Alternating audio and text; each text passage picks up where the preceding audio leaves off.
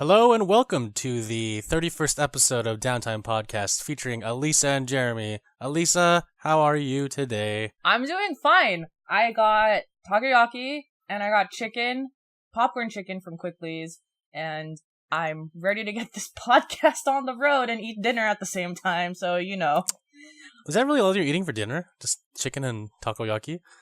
So initially what I was actually going to do is I was going to have the popcorn chicken with rice.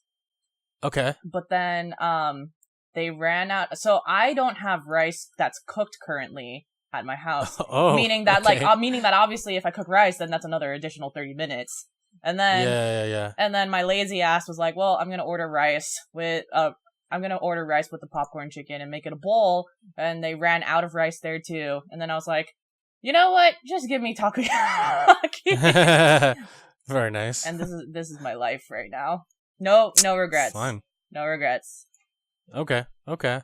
It still sounds awesome though. Sounds really good. It's pretty damn good. Granted, you know, Quickly isn't that good. I could have. Their food is better than their drinks. Yeah, pretty much. Near my aunt's house, there's a Quickly, which is why I defaulted to that. Which is awesome. Yes. How are you doing? I'm doing okay. I made some curry tonight, some Japanese curry. Nice. And, yeah, I'm ready to get this little podcast started. I know. So, a note to our listeners. This is going to be an extremely long podcast, and we're... Hopefully not, but we'll see. Yeah, hopefully not. I mean, who knows? Maybe I'm saying this right now, and it turns out this podcast is actually only going to be an hour and a half, and you can just go about your day. But, we're going to split this up into two parts. The first part, we're going to talk about video games. The second part, we're going to talk about things that are non-video game related. So we're going to talk about TV shows and movies, and that's going to be a spoiler half. So obviously, we're going to note when that happens. Yeah, and you're welcome to stay if you know the spoilers, or you're welcome to leave. It's up to you. Yes.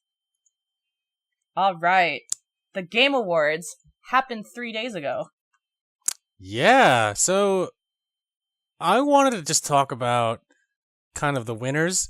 Yes. And in the podcast with Jairus and Jordan, we kind of like glazed over the awards and the nominees, and so if you listen to that podcast, you kind of know my thoughts already. Mm-hmm. Alyssa, we didn't really get to hear your thoughts, so tell me what you thought about the nominees, okay. What you think about the show itself, and what you think about the outcome. Okay. And then I'll talk about the outcome after. Sounds good. So I'll talk about what I think about the awards show in general. So by the way, do you remember like way back when this used to be called the Spike Game Awards? Like Spike TV Game Awards? It's so random. Now it's like this supposed like official Game Awards of the United States, which is crazy. Yeah, I mean, it kind of evolved for better in general. Because Spike TV's demographic. Yeah, I don't think a lot of people on that channel watch. I know. Like video game related stuff.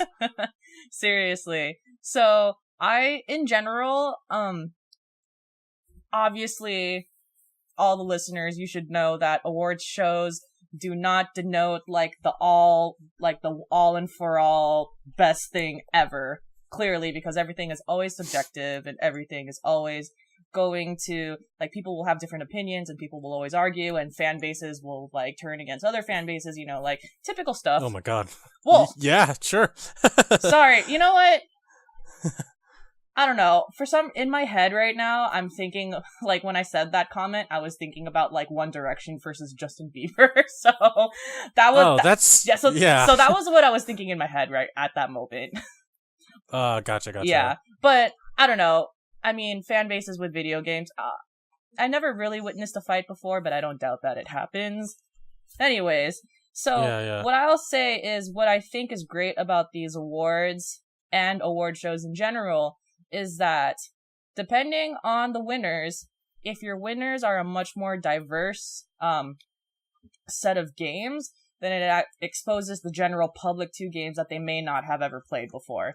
So even if they didn't win Game of the Year, for example, if they won another category, it's oh, what's this game? What just won Best Soundtrack?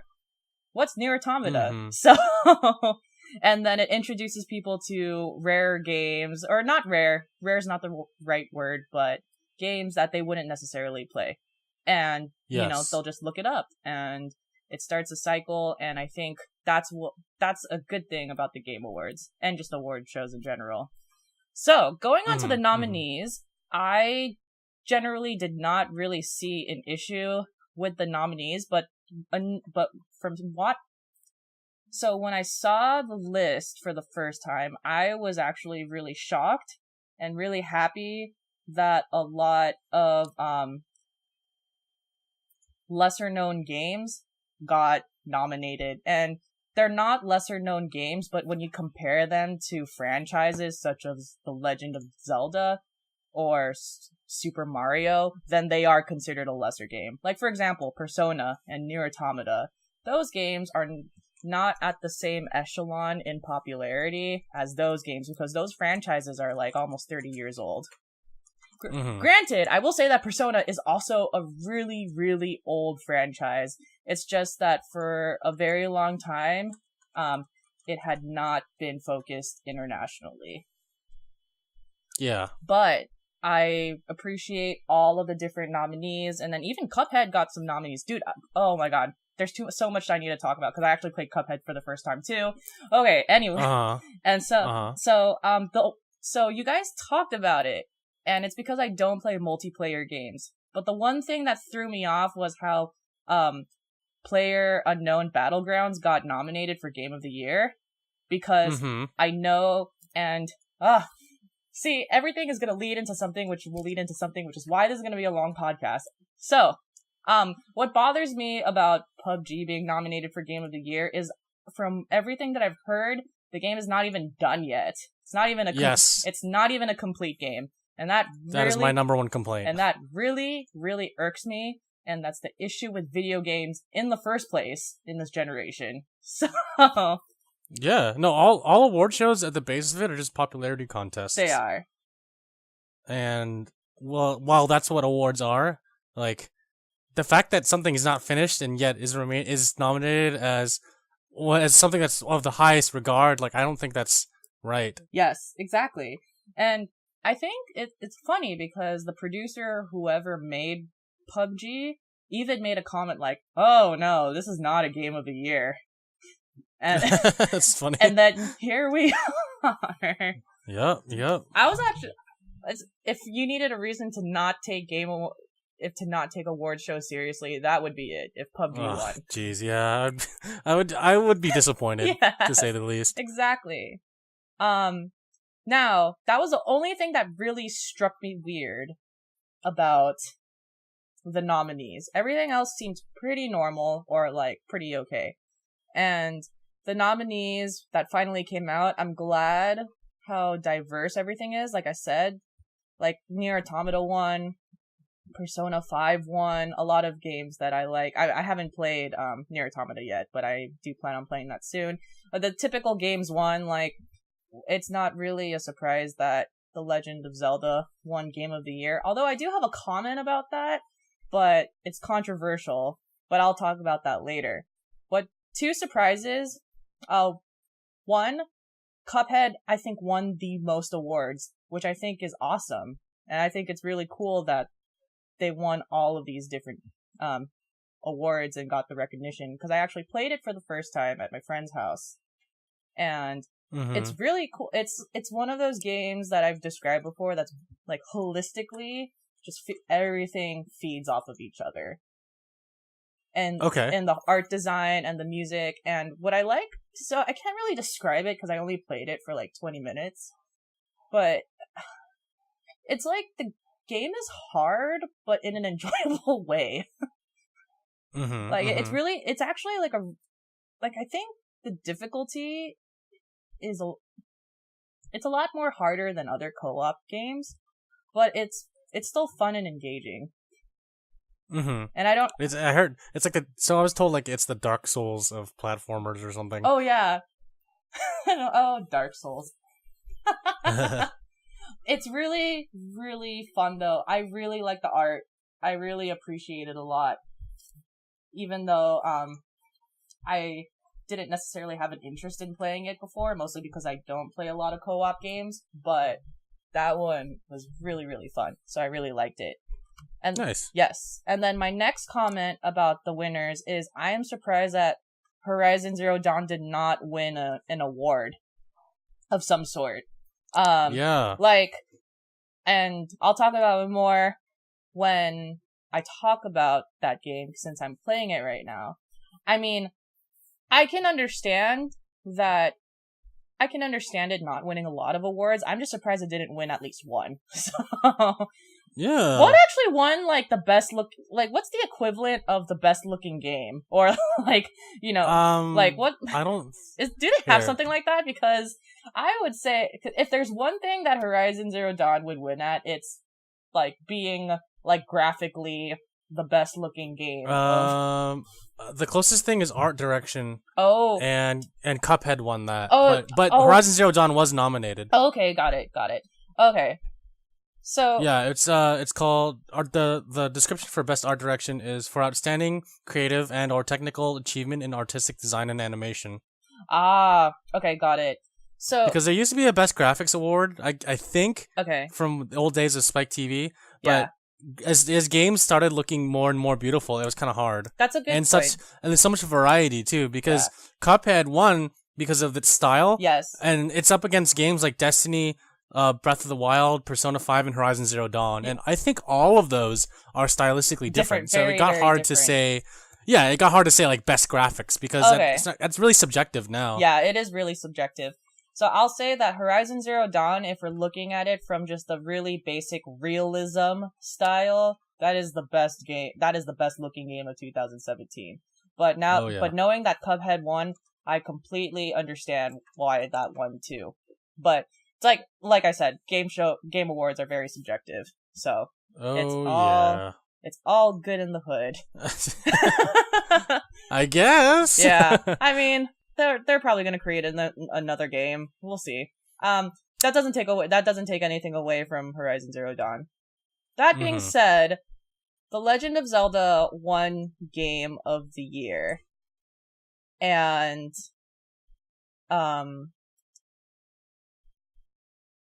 what do I want to say about this?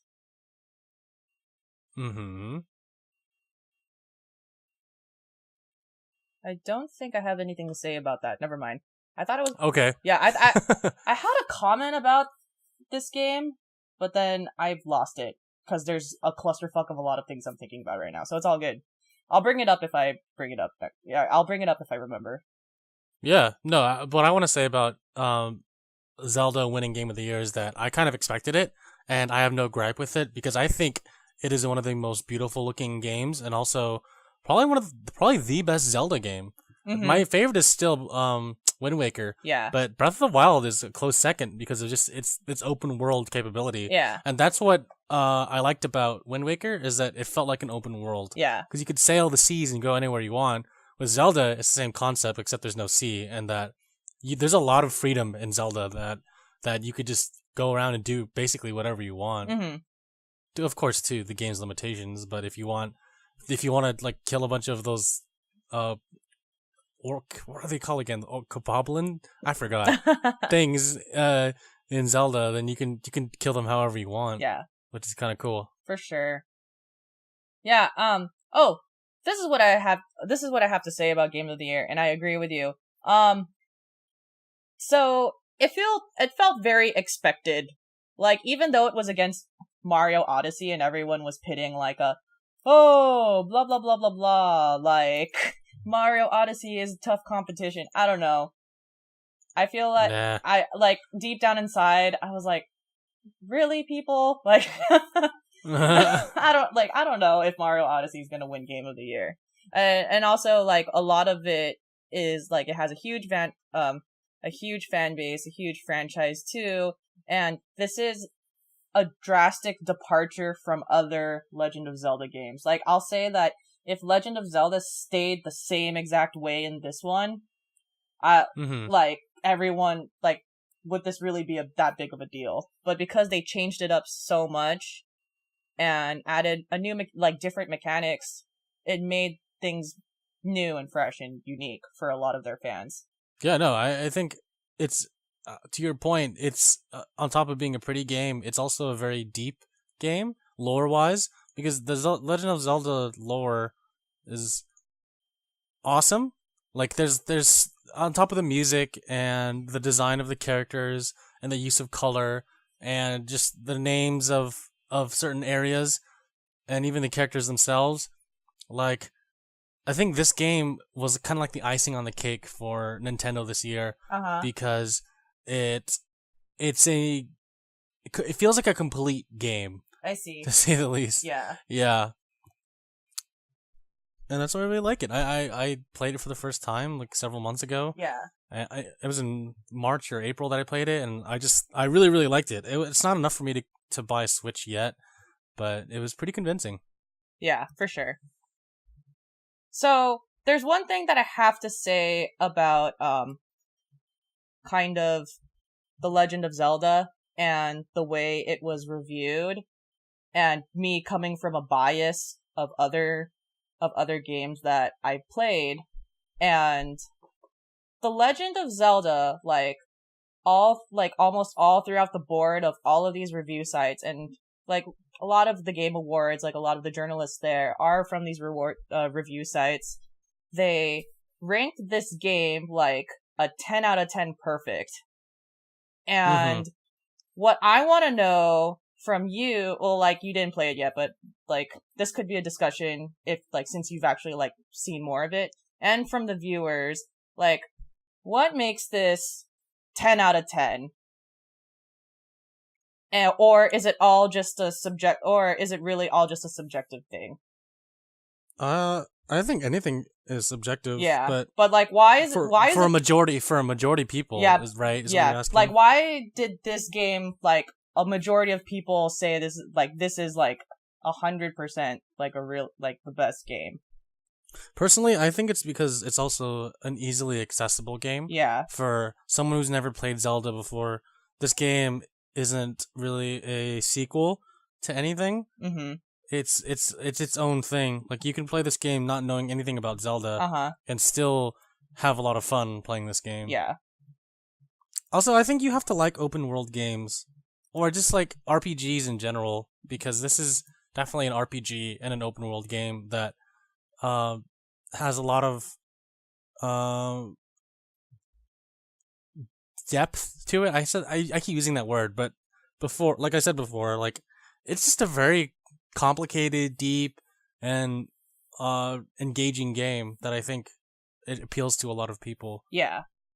And since Nintendo is basically the Disney of video games when it comes to just nostalgia, because everyone has held or played a Nintendo game at some point in their life. Mm-hmm. So, and Zelda is one of the first games on Nintendo's console, the NES.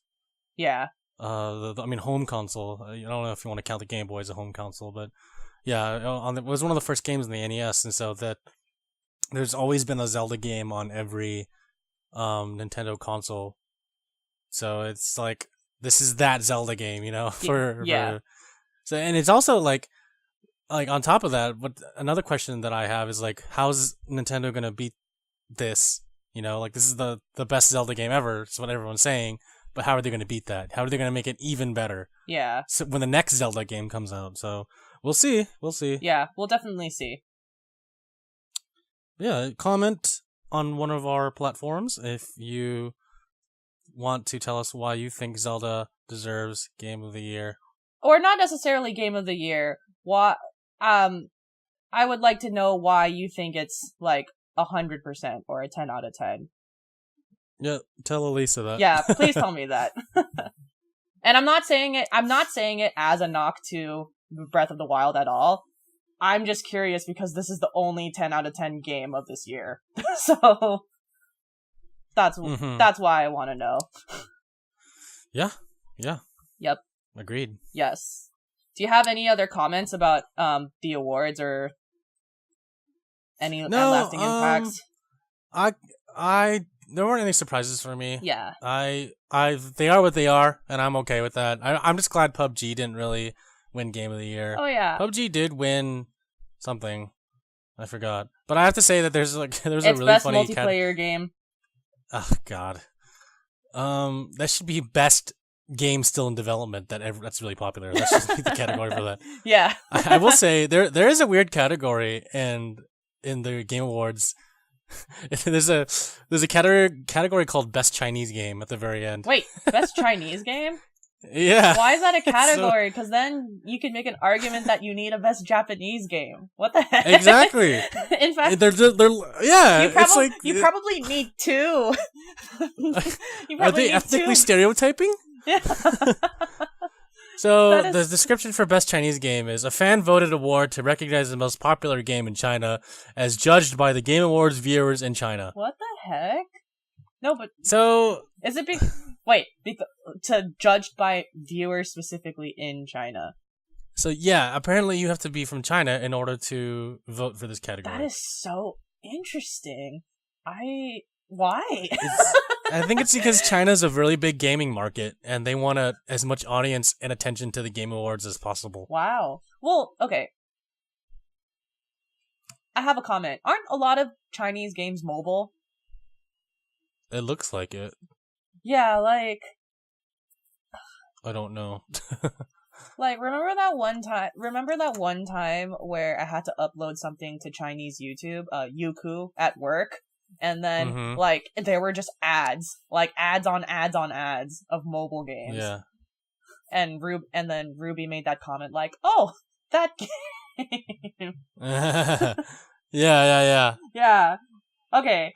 I'm not gonna ask much more into it, but that is kind of hilarious.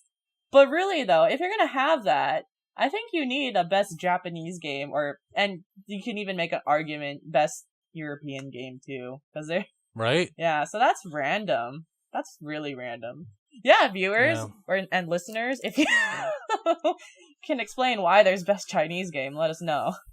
Yeah, it's at the very end of the list, and I was like, this is weird. Like, why Chinese game? Like, I don't know. But they also have like the other weird categories are like best esports player. I was like, okay, best esports team. I was like, what? Like, not everyone watches esports, so I don't watch esports, so I don't know who any of these people are or who any of these teams are. It's kind of like, what? Yeah, it's like, why are you here? What are you doing? Yeah. That's pretty funny. Oh, okay. So this is just me being a little salty. But if you're a fan of this game, then you can totally refute me and explain to me why. But I want to know why Injustice 2 won Best Fighting Game of 2017. And I also I saw that. And I also want to know. I did not know that Injustice was a fighting game. So, oh, really? Yeah, it's a DC fighting game. Yeah. But I would like to know how that won Best Fighting Game. Yeah. That's all. Yeah.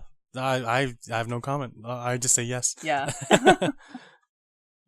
And I think that's all my hot takes and comments about the Game Awards themselves. Yeah, I don't really have any other comments, Elisa. Maybe we can move on to PS Experience 2017. Yeah, and then we'll lump this into the Game Awards and PSX because holy fuck, I don't know how much gaming news came out of those two things this past week, but oh my god. Jeremy, you can start it. I'm still in shock by how many things came out. I want to start with Death Stranding, the trailer, because I have a lot of questions. And am I the right person you want to talk about this with? No, I don't want to talk. I'm not really talking. No. I'm not really asking you a question. I want to rant. Okay, I just want to rant for a hot minute. Okay, sounds good. Because I'm like, if you have a question for me, Jeremy, I don't even know I can answer. No. I'm not going to ask any questions because no one can answer these questions. Sounds good. Okay, start your rant. I just want to say that on the Death Stranding Reddit page, everyone has so many questions. Yeah. But the only thing that had a definite answer was, oh hey look, Kojima's in the game. I was like, oh yeah, he's in the trailer. Wait, he was what? He's in the trailer. He's in the black mud stuff. Are you? I'm not even joking. I'm not even joking. I don't even know the time code. I just saw the screenshot. I was like, oh hey, that's kind of cool.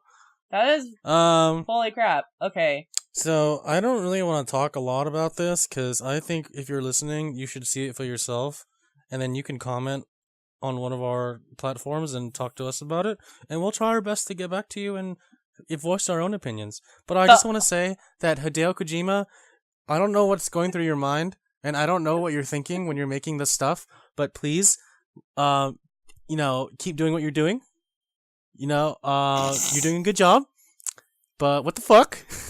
What the flying fuck? What the fuck is Death Stranding? I have so many questions. But it looks awesome. It looks cool. Can you imagine if this is next year's 10 out of 10 game? Holy shit. It would be the meme of the year. No one knows anything about this game. Kojima is so tight-lipped. He doesn't talk about anything about this game at all. And I'm like, what? This is it looks like Alien, but it also at the same time it doesn't. And it's just I don't know. There's a baby. Norman Reedus is there for some reason. There's floating. Oh yeah. Floating people. The one other thing we know for sure is that Daryl from The Walking Dead is on this game. Norman Reedus. Or AKA, when he held that baby for the first time in that trailer, Norman Fetus. Oh my god. I didn't make that joke. Okay. I was like, did you just fucking make that joke? No, I did not. I saw it somewhere and I was like, Norman Fetus. That's funny. That's pretty good. Yes, I was like, oh, that's clever. But again, no one knew what this game was about then, and no one still knows what that game's about now. So does it have a? I wasn't paying attention. Does it actually have a date? I don't think so. I think it just said 2019. Oh, it comes out 2019. Okay. But it is an open world game with multiplayer features. So yeah. I don't know what any of that means. That could mean who knows? You know what? Who knows? Got it. I'm gonna look it up on Wikipedia real quick. Goodness fucking gracious. Oh man, but Mads Mikkelsen's in the game. Really? Yeah, he's the bad guy. Oh, okay. He's a good bad guy. Yeah. And then what's his face? Guillermo del Toro is in the game too. Wow, what the heck? For whatever reason, his model is in the game. That is so fascinating. I think there was this interview one time, and he was talking about it briefly on E3, how he's really into international cinema. So who? Sorry, Kojima. Kojima's really into international cinema. Yeah, that's right. Yeah, he's a huge fan of Tarantino. Yeah, and a bunch of other people. I have nothing else to say about this trailer, to be honest. Yeah, let's move on. All right. Monster Hunter World's beta was released on Friday, December 8th, and it extends until the 12th. Tuesday. So so Tuesday, 11:59 p.m. is when it gets off. So before I go into a little bit more, I just want to say, if you're listening to this podcast, you probably missed the date already, as this podcast is going to come out way after Tuesday. So hopefully, if you like Monster Hunter, if you're curious about it, you can go ahead and you can play the game yourself and let us know how it is. Comment below and let us know how the beta was. Unless by some miracle, which is probably no, the miracle would have to be that I have absolutely nothing to do tomorrow. This actually comes out on Monday. We're recording on a Sunday. This comes out on Monday, meaning you have exactly 24 hours on from this podcast to play the beta. Right. But, I'm not gonna promise anything. So. Yeah, don't do that, Alyssa. But I will say, I actually downloaded the beta and I played a little bit. Okay. Of it. I'll talk about it more after the game news. I wanted to ask you. I was going to ask you that, but we'll talk about it more later. Yeah, sounds good. Yes, and then that's getting a lot of hype at PSX, as well as Ghost of Tsushima, which is we're still fangirling over it, but hell yeah, God, but there's not really much more new things that were revealed, but a lot of PSX was basically kind of behind the scenes footage and behind the scenes details of the producer and director of the game, kind of talking about the inspiration and whatnot. I believe Nate Fox is the Sucker Punch director who was working on this, and he's basically he's basically fangirling over this game as well. That's what all his panels were.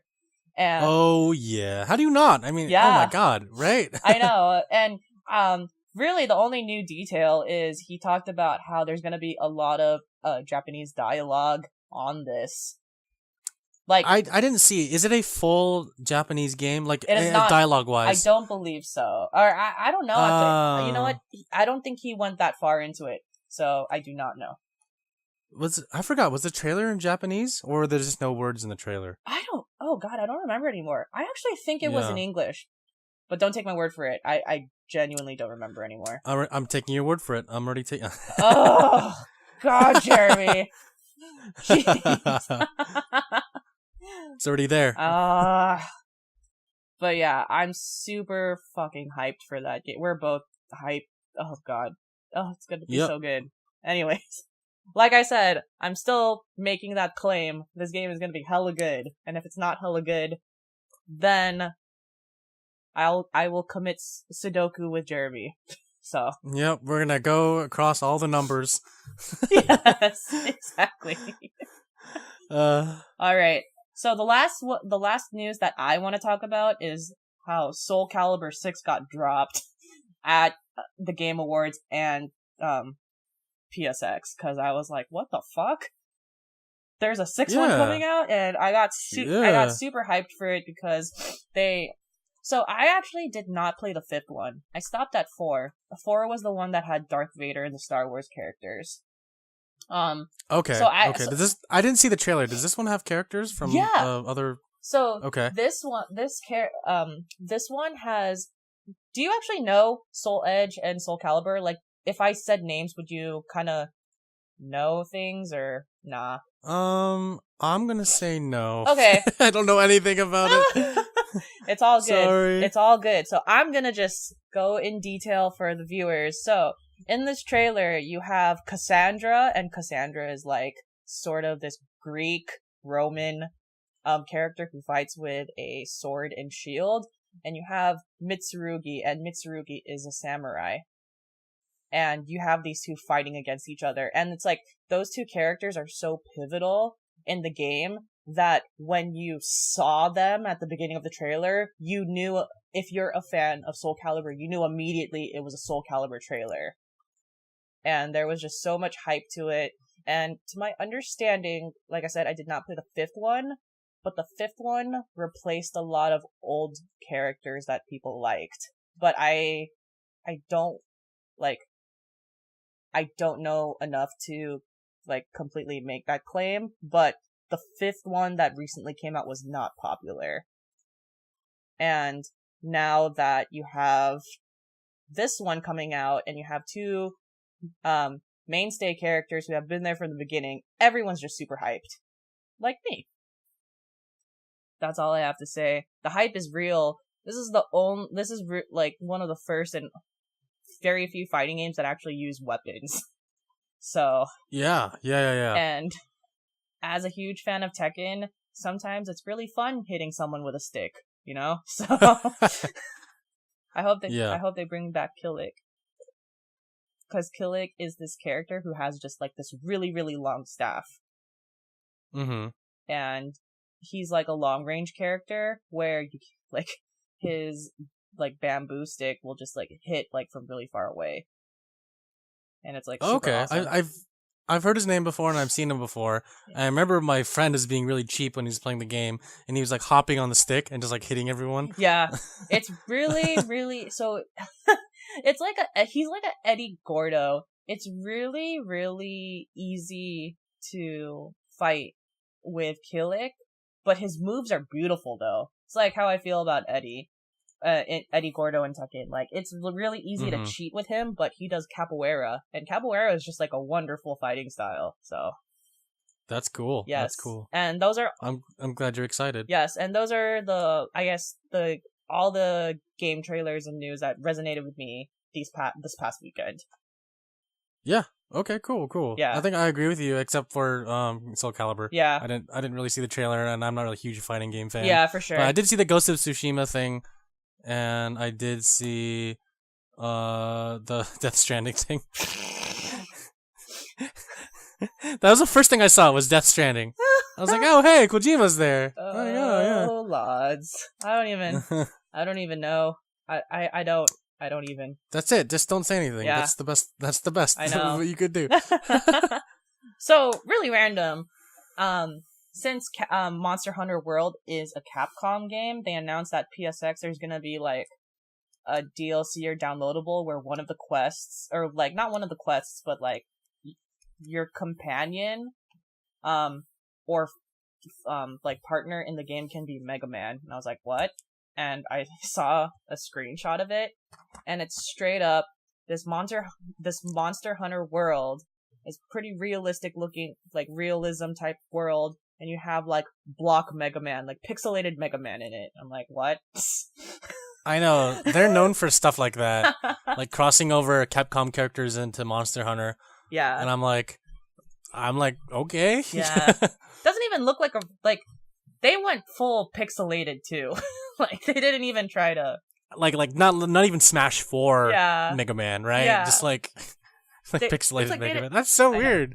I know. It's so random, but it's amusing. All the screenshots I saw and the trailer I saw was super amusing. Nice. I know.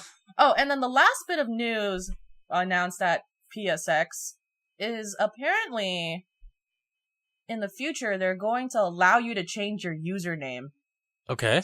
So if you hate your username right now, or like you had your username from like PS3 times and then you grew up and you realized that 69 Blaze It 42069 isn't for you anymore, you can change it. So that sounds like a great name. Why would you change it? I don't know. You know what? I don't know. I just have a feeling that maybe at least 7 people in the world would probably want to change it. Okay, you know what? You do that, but I would still keep that name. That name sounds awesome. Don't even laugh. It's not funny. I don't know why you're laughing. Oh my god. Okay. I'm just joking. Oh my god. But yeah. So I don't play Xbox, but I think, isn't it true you can actually change your username in Xbox? Yeah, but it costs like $8 or $15, $8. Oh, I forget. Well. Yeah. And it doesn't cost any money to change your username in Steam. Nope. We'll see how much they charge for PlayStation to change your username. Hopefully nothing. Mm-hmm. Yeah. Yeah, I hope so too, because man, I mean, they probably might charge you a little bit, because PlayStation has been following Xbox this whole time, and it annoys me. Let's sigh. Yeah, because like once Microsoft started charging for internet, like online gaming, so did PlayStation. Oh yeah. And it's like, why? Why would you do that? Yeah. Oh well. Yeah, we'll see what happens. Hopefully everything will go well, and it won't even really matter. Yeah. Yes. But yeah, I'm excited. Yes. 2018-2019 is looking to be pretty damn interesting. And we'll see what happens. Mm-hmm. Yes. Oh, and then by the way, if you are a fan of The Legend of Zelda, literally the day of the Game Awards, I think like the second it was announced, like Nintendo did this thing where they released a DLC and like the guy who was announcing the DLC was like, by the way, this DLC is available right now.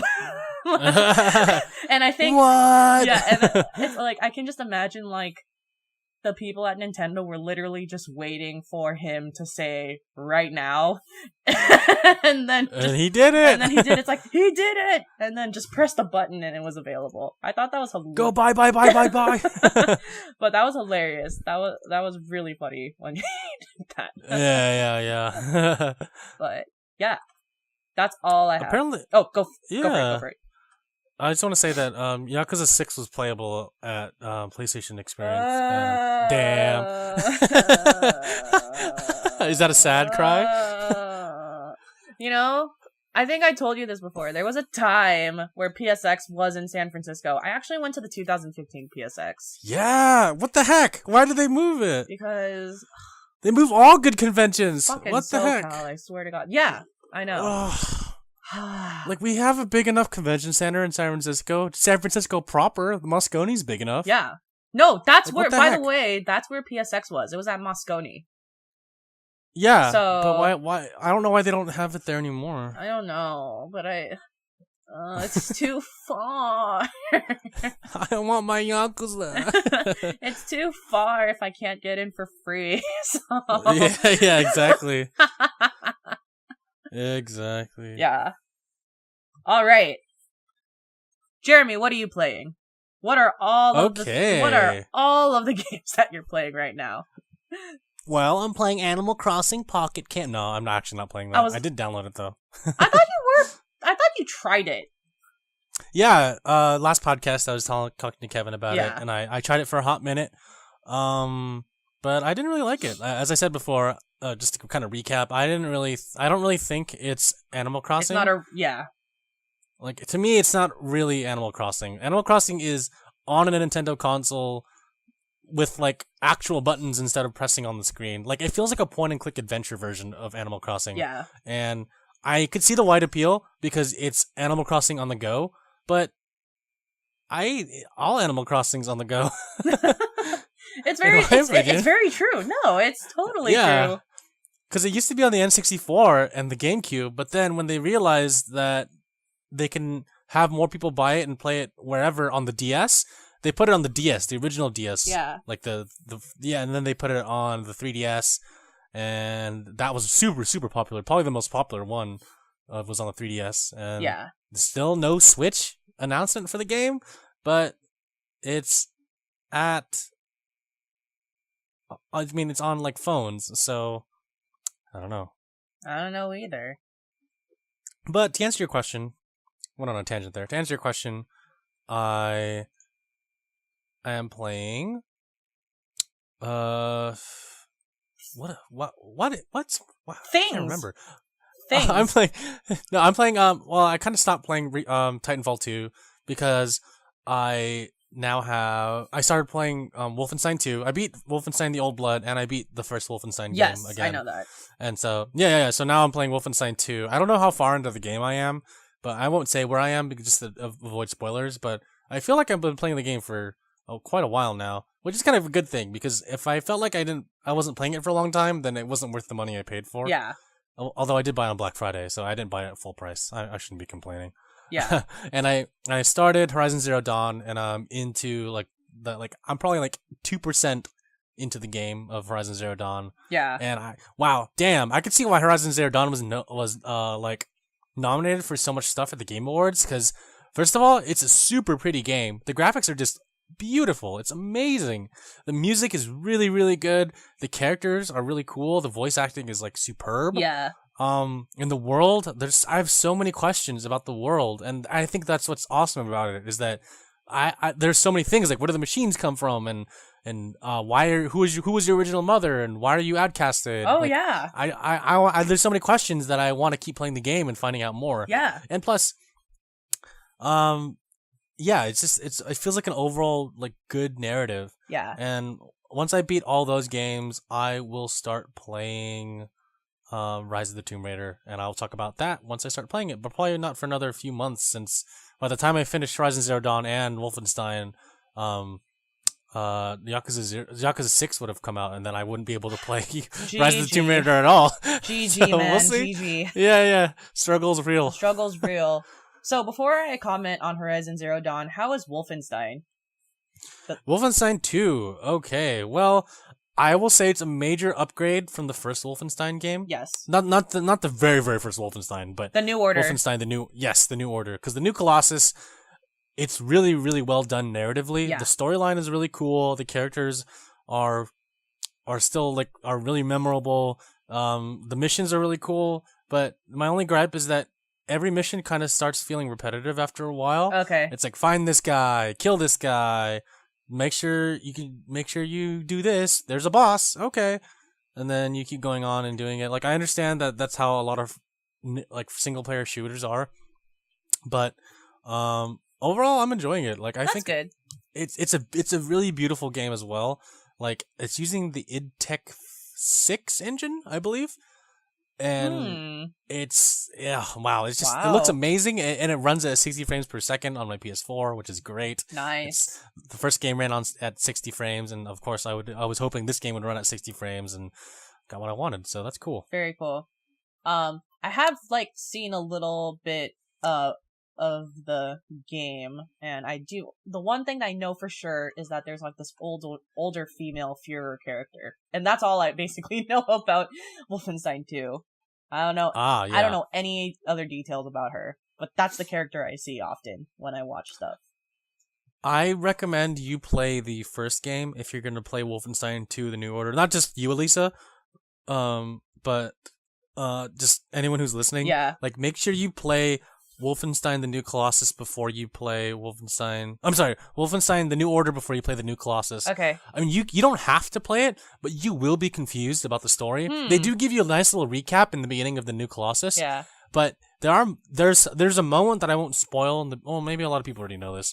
But you have to make a very critical choice to determine the outcome of the game, and it's a moment that is seen in Wolfenstein: The New Order. So if you you have to choose to kill someone, and that person person dies, you cannot continue playing the game if you don't kill someone, and you have to choose between two of your team members. So Spicy. So that happens in the very beginning of the first game, The New Order. And if you go into The New Colossus, that same scene happens in the beginning of The New Colossus. And so the whole point of that is to determine which character's timeline from The New Order that you want to continue on with. Okay. That is interesting. So, and of course you'll kind of get a recap of what happened, why you're choosing that person. Yeah. But honestly, I still say you should play The New Order because it's like visually and narrative wise, it's a really, really, really good single player game, single player shooter game. So I mean, it's super cheap right now because that game came out in 2014. So you should be able to buy it for a really cheap price. Yeah, I will definitely check it out. Yeah, I will buy. I have been interested in Wolfenstein, like actually since the early 2000s. So like even with that very, very, very first edition of it. And you can there's an Easter egg, not really an Easter egg, but there's an arcade machine in the hub world of Wolfenstein: The New Order. I'm sorry, The New Colossus. Oh, I know. I know exactly what you're talking about because when I've seen Brandon play it, he spent like a good 20-30 minutes in that arcade game. Yeah. So I totally know what you're talking about. Yep. But also you can just go to Steam and buy the game. I could. I very well could. But it's like a 2-in-1 deal, Jeremy. Why are you talking with me with that accent? What's with that New York accent you just busted out? It's like a 2-in-1 deal, Jeremy. Like, what? What part of New York are you from? I don't know. To be honest, I wasn't even going for a New York accent. I was going for an accent. Okay, it just sounded like you're from New York for a second. I was like, what? I feel accomplished now. So I feel accomplished that it got categorized to something. Really quick and really random. Yeah. Do you know the show Fuck That's Delicious on Vice? Oh, yes. Oh my god. With Action Bronson. Yeah, so he's a straight up New Yorker. Yeah. And then he had his cousin on one time. It was like on the Hot Ones, the show with Sean Evans where they eat hot wings and talk to celebrities. Yeah. It was on an older. It was like a couple years ago. Action Bronson was on the show, and his cousin came on. His cousin just walked into the set. He's like, "Hey, what's going on here?" And then they were talking to each other, like Action Bronson and his cousin, and they really sounded like they were from New York. Like, this is pretty good, huh? This is pretty good. I was like, what the heck? Like, what's happening right now? But yeah, when you were talking to me with that accent, Elisa, it reminded me of Action Bronson. Yes. I did it. Yeah, I've done something. I did it.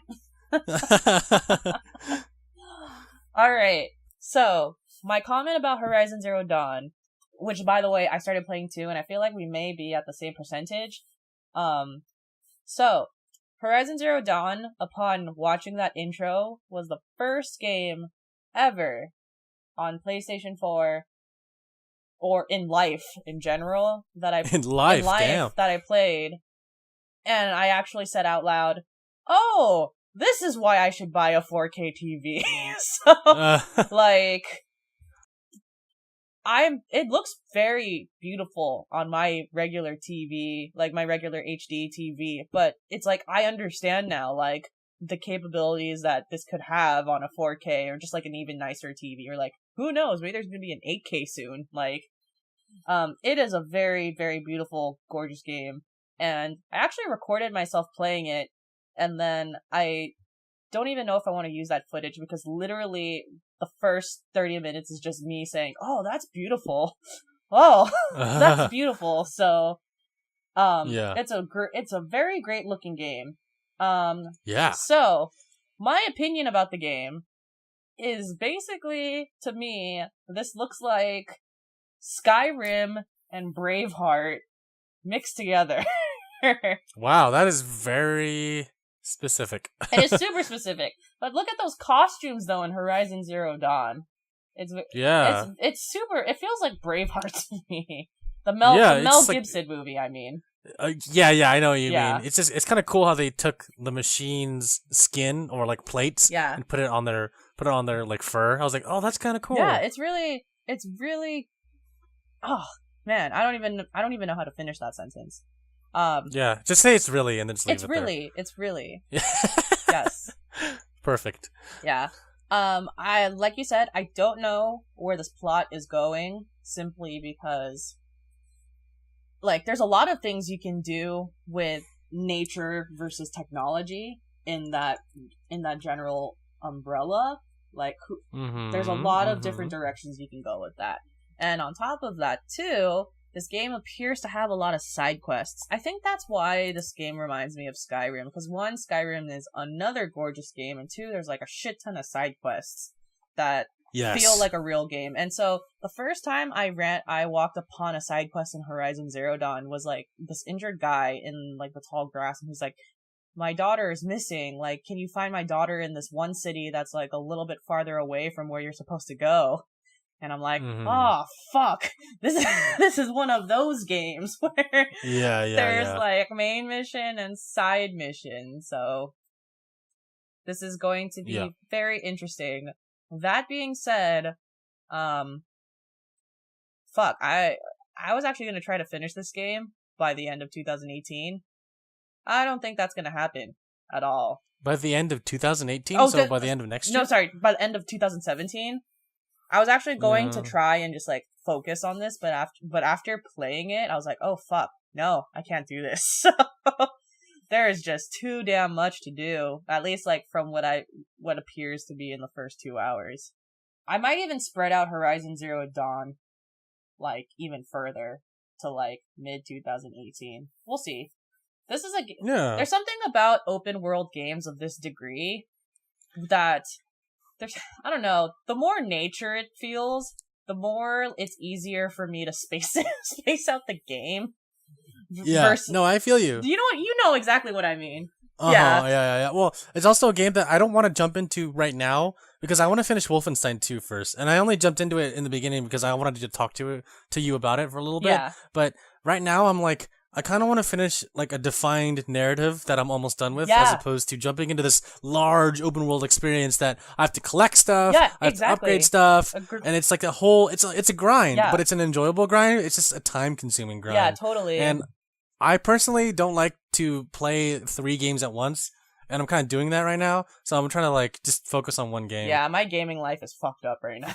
So yeah, no, same here. And I want to be able to like experience something to the fullest instead of having to like divide my time between 2 different games and be like, oh, what happened there? What did that look like? Then I don't remember that, you know? Yeah. I don't remember what happened if I'm playing like 2 things simultaneously. Exactly. I totally agree with you. Especially for me, because the way that I play games is and it's like how I've played Grand Theft Auto and Uncharted. I like looking for treasures and I like collecting things, so I feel very thorough when I play games, and just like when you're walking around, there's so many plants to pick up. Yeah. And I just know this is gonna be like a long ordeal. So I agree with all of your points. This is a game that like I'm probably gonna space out, but it will be better for me if I space this out in the long run and for my enjoyment too. Yeah, no, I mean, maybe let's do this, Alyssa. Let's agree to like kind of put this on pause because I know you're playing another game right now, or like a couple other games, and let's just wait. Let's finish our other games before we both continue on the journey of Horizon Zero Dawn. Yeah. How about that? Yeah, I'm totally down for that. To be honest, like, if I play Horizon Zero Dawn, I really, like, it's only going to be, like, an hour a week. if any, or like 2 hours. You're like 2 hours a week if I even feel like it. Like at least in this period of my life right now. Yeah, I agree with you. Let's do it. Let's do it. Yeah. Because I just want to finish Wolfenstein, and I kind of want to start Rise of the Tomb Raider because I want to finish like a narrative experience that's not as open world and as large as Horizon Zero Dawn. Because I went to the menu of Horizon Zero Dawn and I looked at the map. I was like, holy fuck, this map is huge. I know. The fuck? I was like, I need to not play this right now because it is daunting. And holy shit. I know. Jesus Christ. Put on pause. I held off Titanfall 2. Yeah. Yeah, no, the only two things I was playing were Horizon Zero Dawn and Wolfenstein 2. Okay. So, yeah, that's it. All right, so to finish off what I was playing, so I am actually one of the people who downloaded the beta for Monster Hunter World, and I checked out the game. Yeah. Really quick, before you go on into that, yes, I just want to say that I don't really know anything about Monster Hunter, and I tried the game on 3DS, like whatever the one was on 3DS, and I didn't really like it. For sure. But I mean, I really don't know anything about Monster Hunter other than that it's a multiplayer, it can be a multiplayer online experience that you share with other people. Yes. And it's an RPG, and you fight like Titan monster creatures. Yeah, it's like a Monster Quest type thing where yes. Where and it's extremely popular. Yes. That's all I know. Yes. Now, so to preface this, I actually I had no expectations at all playing this game. So I totally played it on a whim. I never played Monster Hunter World before. This is the first Monster Hunter game I'm playing. Now, you said you played this on a 3DS. So my question to you is, was the game hard for you? Control-wise, yeah, because you only have one thumbstick. Mm-hmm. And, it was a demo too, so it wasn't like something big. Yeah. So it was just like whatever. Yeah. So my first impression of the game is that it's a really hard game. And the way that so I had a talk with Kevin about this because Kevin has played the Monster Hunter series before, and shout out to Kevin. Yeah, shout out to Kevin, friend of the podcast. So so this game, depending on the weapon you're yielding and the weapon that's equipped, it very much changes your fighting style and your movements. Like, you'll be slower for some, you'll be faster for some, and they purposefully like made it difficult to just even handle or hold the weapons in general, to the point that this demo has actually includes the practice mode where you can practice with your weapons and practice combos, because it's actually, in my opinion, it was really, really hard to play this game. And it was really difficult defeating monsters. So, oh my goodness. I know. Yeah. I got it eventually. I got one of the quests. So for people who don't plan on playing the beta, what this is you have three quests in the single player that you can do. An easy one, an intermediate, and a hard. And if you finish all three of those quests before the beta ends, then you qualify to get special items when the actual game comes out. So going through easy was an ordeal for me. I actually had as a new player, I had a very difficult time just even trying to get through easy. So for the monster quests, you have a time limit on defeating the monsters, and straight up, I defeated my monster in 18 minutes and I had 20 minutes to defeat them. So I was really cutting it. The learning curve is hard, but I understand too that if you have played this game before or get used to the controls, that you can pretty much master this game. Or not, master's not the right word, but you can you'll get this game if you practice. And so what Kevin was telling me is that actually Kevin gave me the warning that it's going to be very difficult dealing with the weapons, but because he's played Monster Hunter before, he knows weapon controls. So okay, so you were playing with Kevin at the same time. I'm gonna actually play multiplayer with him before the beta ends, but it was more like I was in single player and I was texting him, and then like I was texting him my gripes and he was texting me back. So Gotcha. Yeah. It's a very pretty game. Games are all pretty these days, to be honest. Oh yeah. Unless you're that what was that one game you showed me that I was like, why does this look like it was made in 2000? Oh, Shenmue or something. Shenmue. Oh yeah, Shenmue 3. Yeah, that game does not look like it. It's from like 2017 or 2018, but I digress. It's okay. Playing through the beta is pretty cool. I don't know if I will pick up the game. At least, like, I don't know if I'm gonna pick up the game right at launch. Okay. But the beta is enjoyable after figuring out the system, and I think that it's actually a much more difficult system to figure out than others. Mm-hmm. Yes, and that is my feedback on the beta. Okay, cool. Thank you. If you're listening and you heard what Alyssa was saying, comment on what your thoughts on the beta are. Yes. And on top of that, I am also playing an RPG called Battle Chasers Night War, and I just got it off of Steam. Wow, that sounds interesting. What is that about? It's really not, like, I haven't really, like, got into it, but you're basically a team, and your team, I don't know the details yet of the entire story, but your team kind of, like, had this plane crash, and now you have this character named Goalie, and you're trying to just find, like, at least the first part of the game is you're trying to find all your team members. Okay. But I don't know what happens after that. This is the first Battle Chasers that I've played. I looked it up. There's like multiple Battle Chasers, and it's by THQ Nordic. Okay. And this is like it came out this year. It's available on all platforms.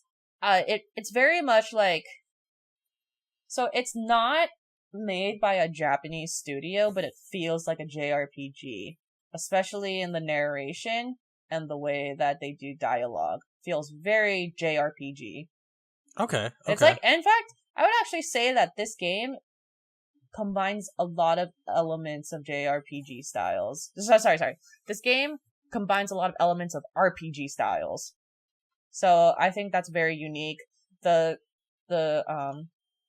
the graphics, like the dialogue reads like a storybook, so it looks really cool. And that's all the comments that I have so far on that game. I haven't actually found all the team members yet, so I'm still working on that. And lastly, I am 3 missions away, I think, from finishing the Fractured But Whole.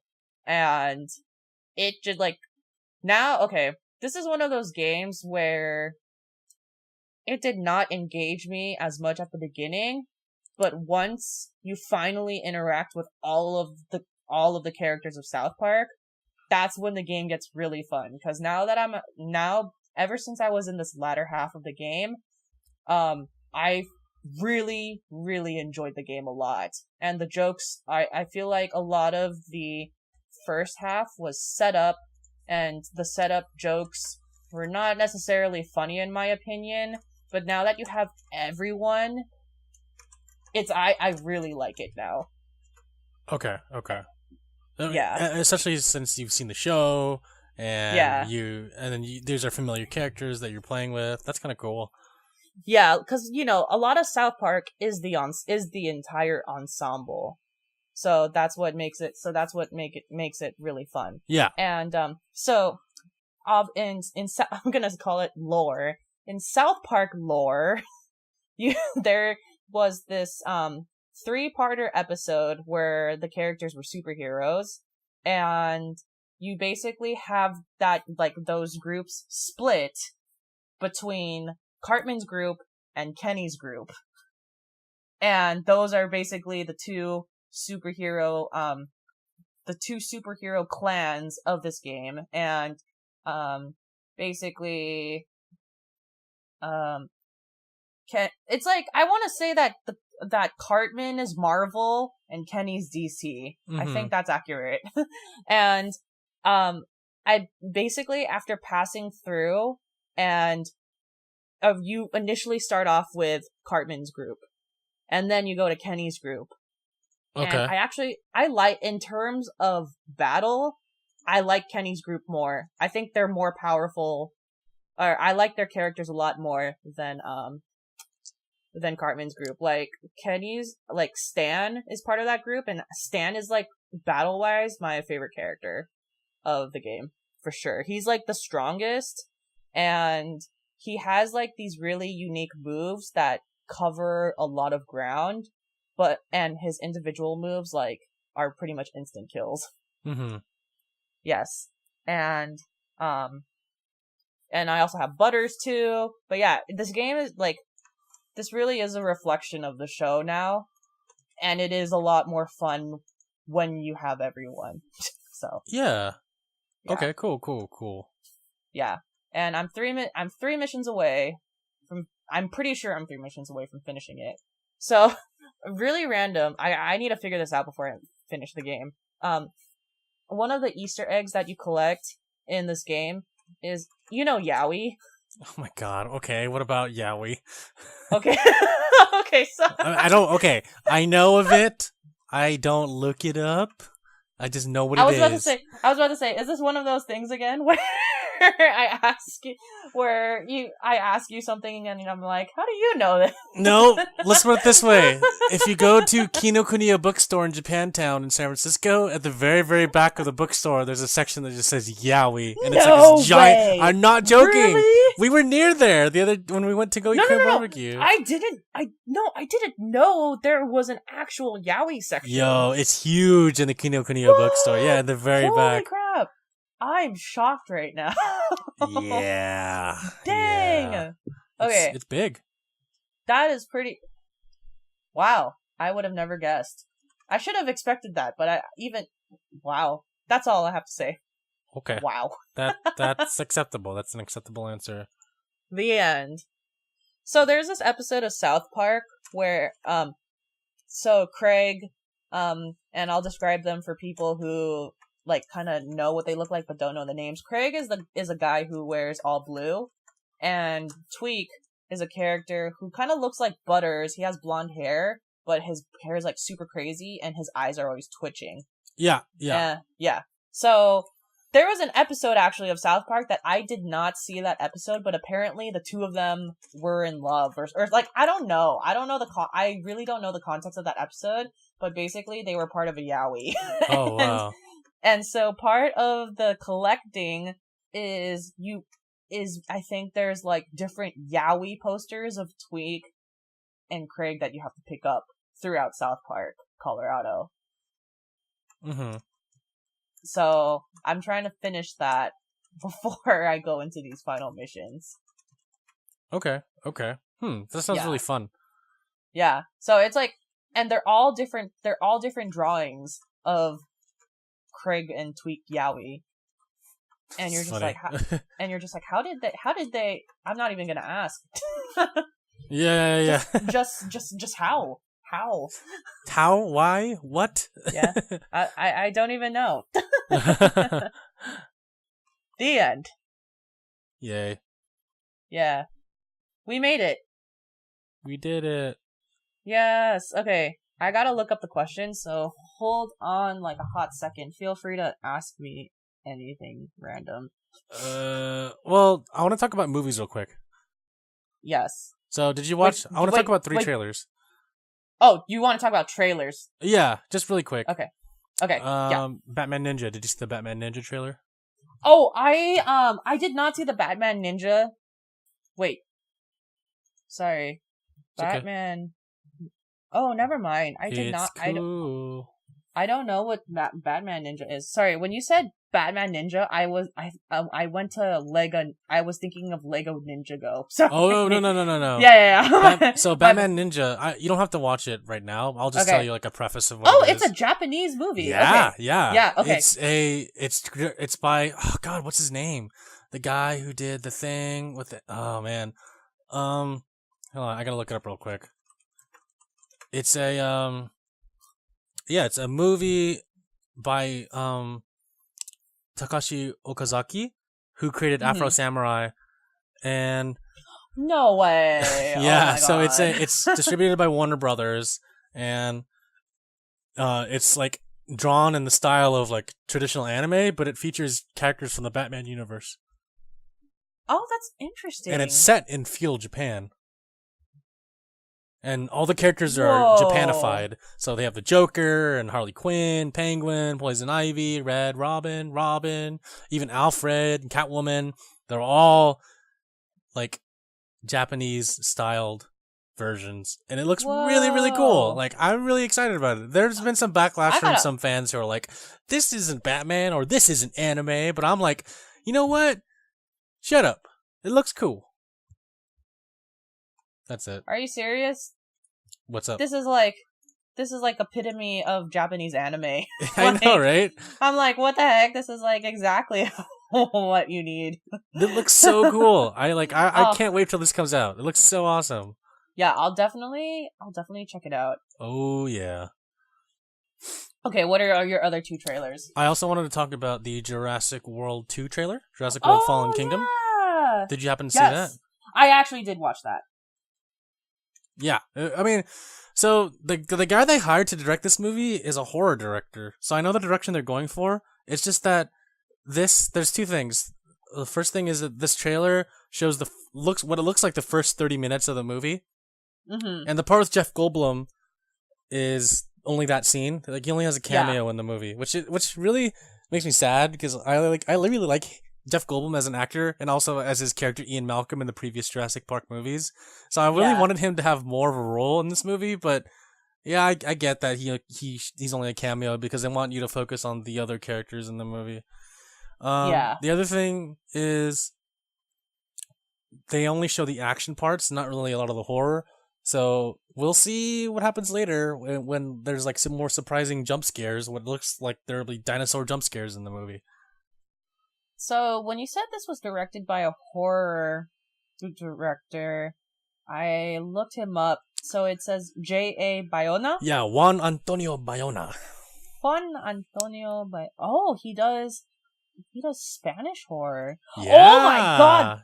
Oh my god. Oh fuck. Why are you freaking out? Tell us why. God.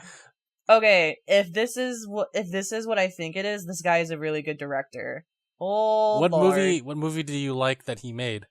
This guy did The Orphanage, El Orfanado. That is like one of my favorite Spanish horror movies of all time. Mm-hmm. Wow. Okay, so, and I have not seen a single other movie that's on this IMDb list, but if we're just basing it off of that, I love The Orphanage so much. That is like it's a good narrative. So, I mean, there is only so much narrative you can do in an action movie about dinosaurs especially.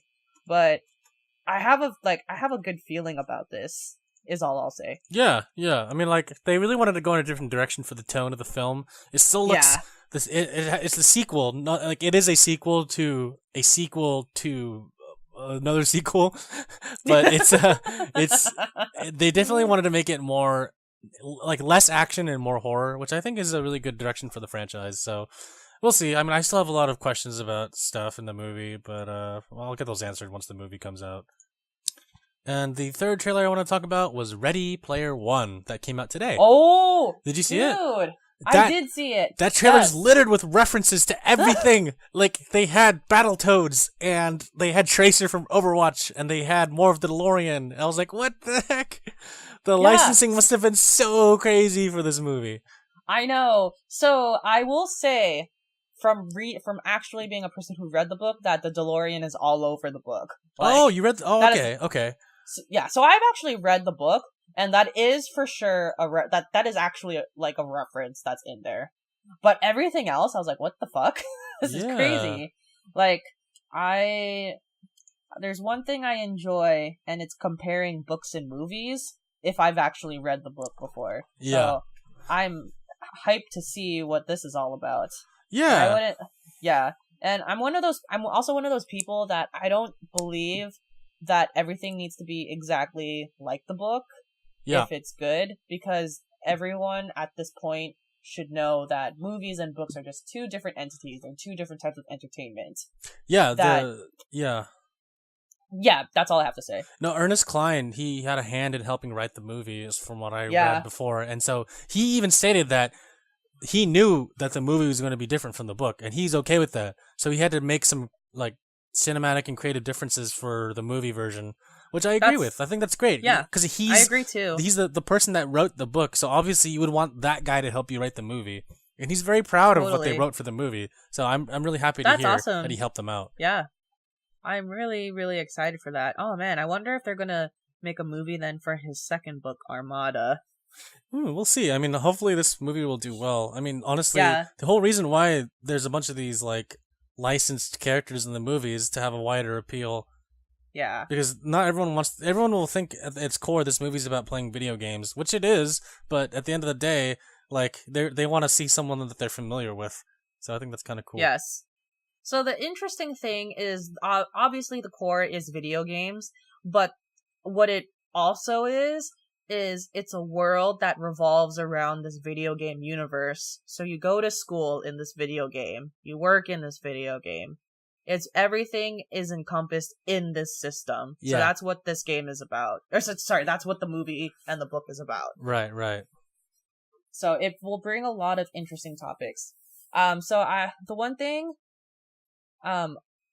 that I will see when the movie comes out is I want to see if the 5 main characters that I'm thinking of are in this game. 5 main characters meaning the ensemble, like, hero characters. So, okay. Yeah. So there's obviously, like, the main character, and I forgot his name already, but there's going to be, like, 4 other characters. So we'll see. I'm curious if they've actually kept all 4 of them. I only know his name is Percival. His gamer tag is Percival. There you go. Yeah, that is correct.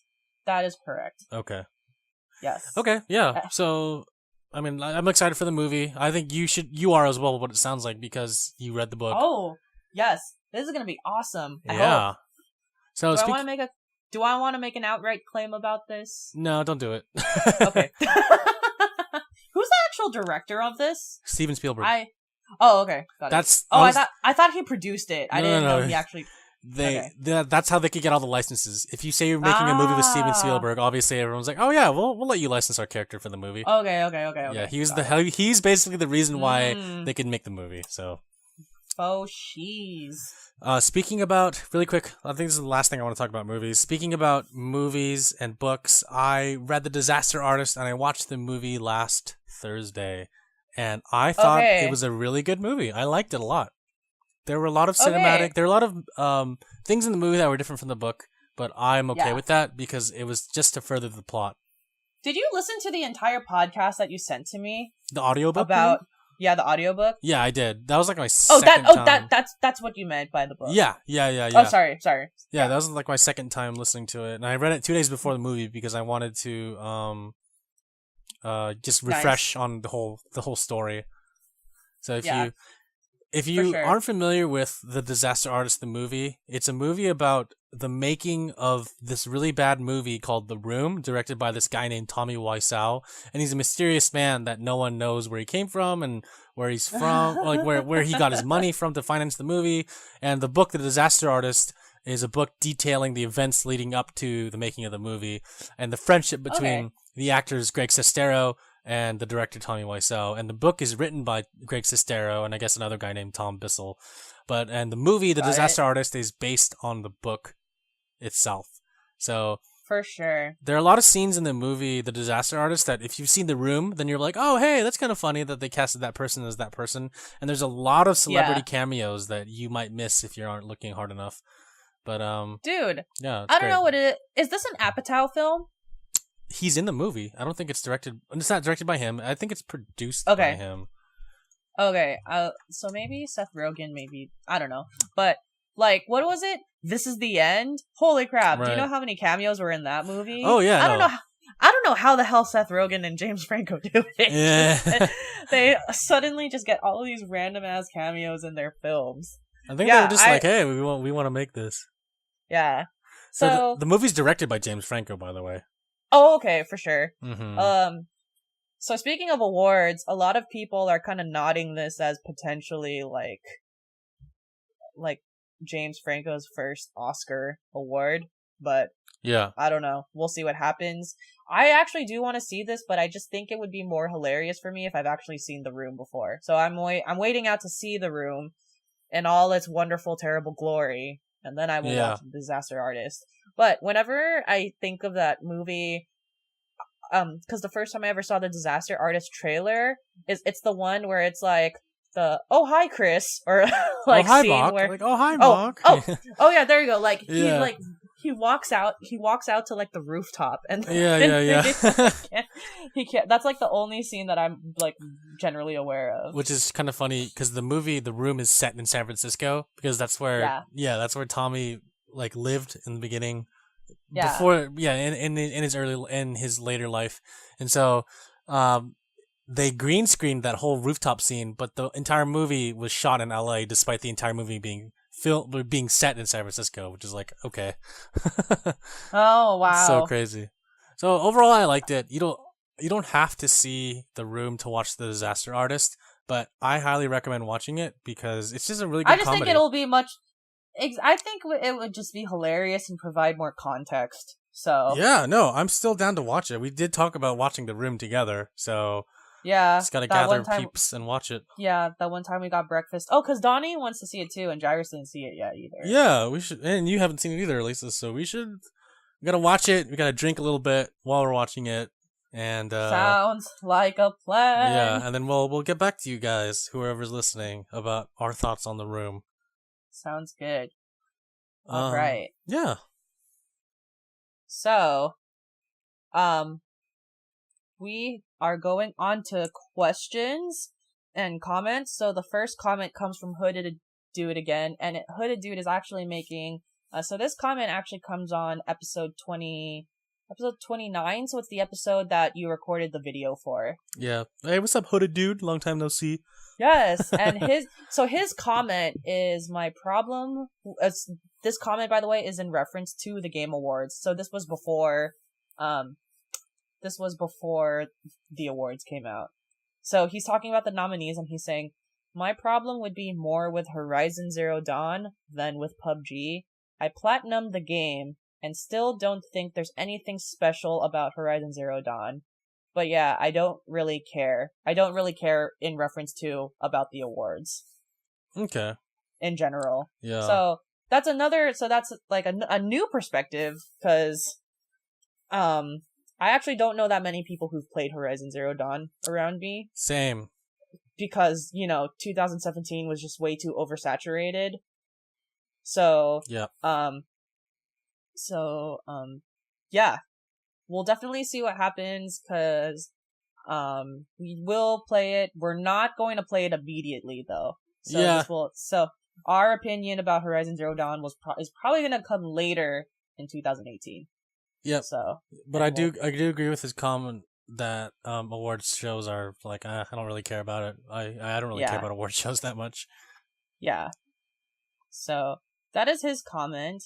And the last one is a question from Anonymous. Hi, Alyssa and Jeremy. What would you say is the most underrated or underappreciated gaming thing in 2017? Underappreciated game of 2017. Or I don't know if it necessarily has to be a game.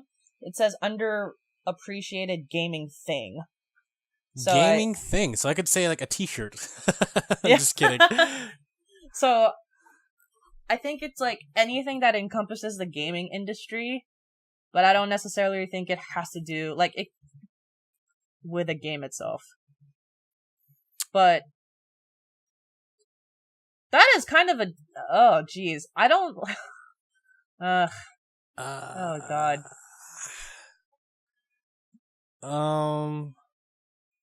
Gaming thing. I do you think Yakuza is underrated? Not.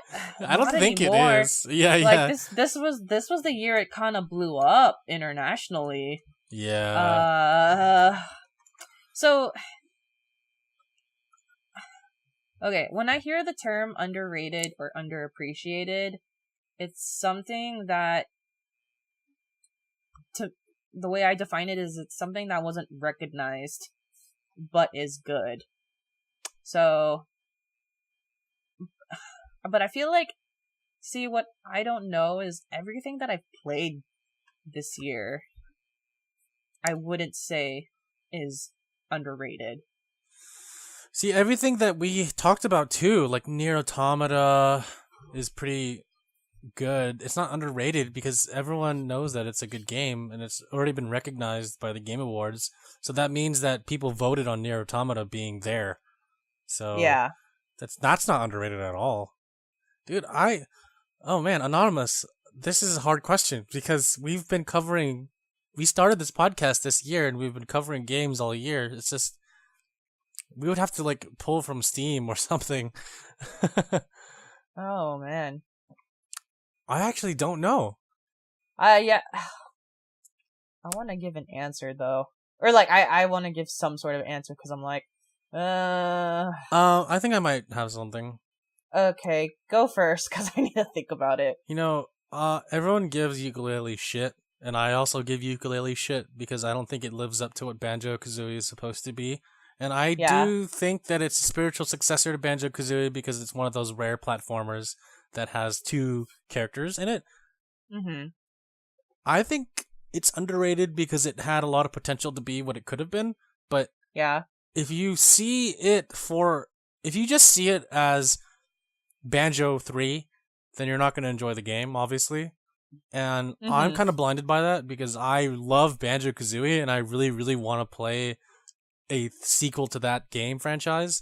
But if at this point, if I want to play Banjo, I'll just play Banjo. But I think ukulele is a little underrated because of the production that went into the game. The game does look nice despite being on the Unity engine. The music is fantastic, which I think, in my opinion, the music is the best part of the game. And the story's a little lackluster, but it is simple enough for everyone to understand. And I think it could be possibly underrated. I don't even know. I'm just saying something to say something. Yeah. I still have to play it and give it a chance. Yeah. I got you. So, if you really want to break down the main games that I played and a game that most likely is not played by a lot of people, the answer would be Persona 5. Because with the Yakuza series, I understand a broader appeal of that game versus Persona 5, because Persona 5 is a JRPG game based in a high school, where in Yakuza, you are a gang member and you're playing in a city. And it's very Grand Theft Auto-esque, something that's familiar. So I can see why people would play that game, but I understand why people would not play Persona 5. I guess if you want, it's probably not the best answer, but if I really did a breakdown, that is probably the most overlooked game that I've played this year. But I don't think that Persona 5 or the Persona series is underrated. I actually think that the series as the franchise and fan base is huge and it's like growing. I don't necessarily like my answer, but that's probably what I'll say. Okay.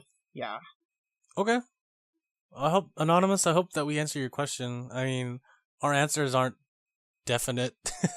Yeah, they're not definite. I mean, like, basically, I'm about to finish. I still have like 4 more 2017 games that I want to finish, so the possibilities are endless.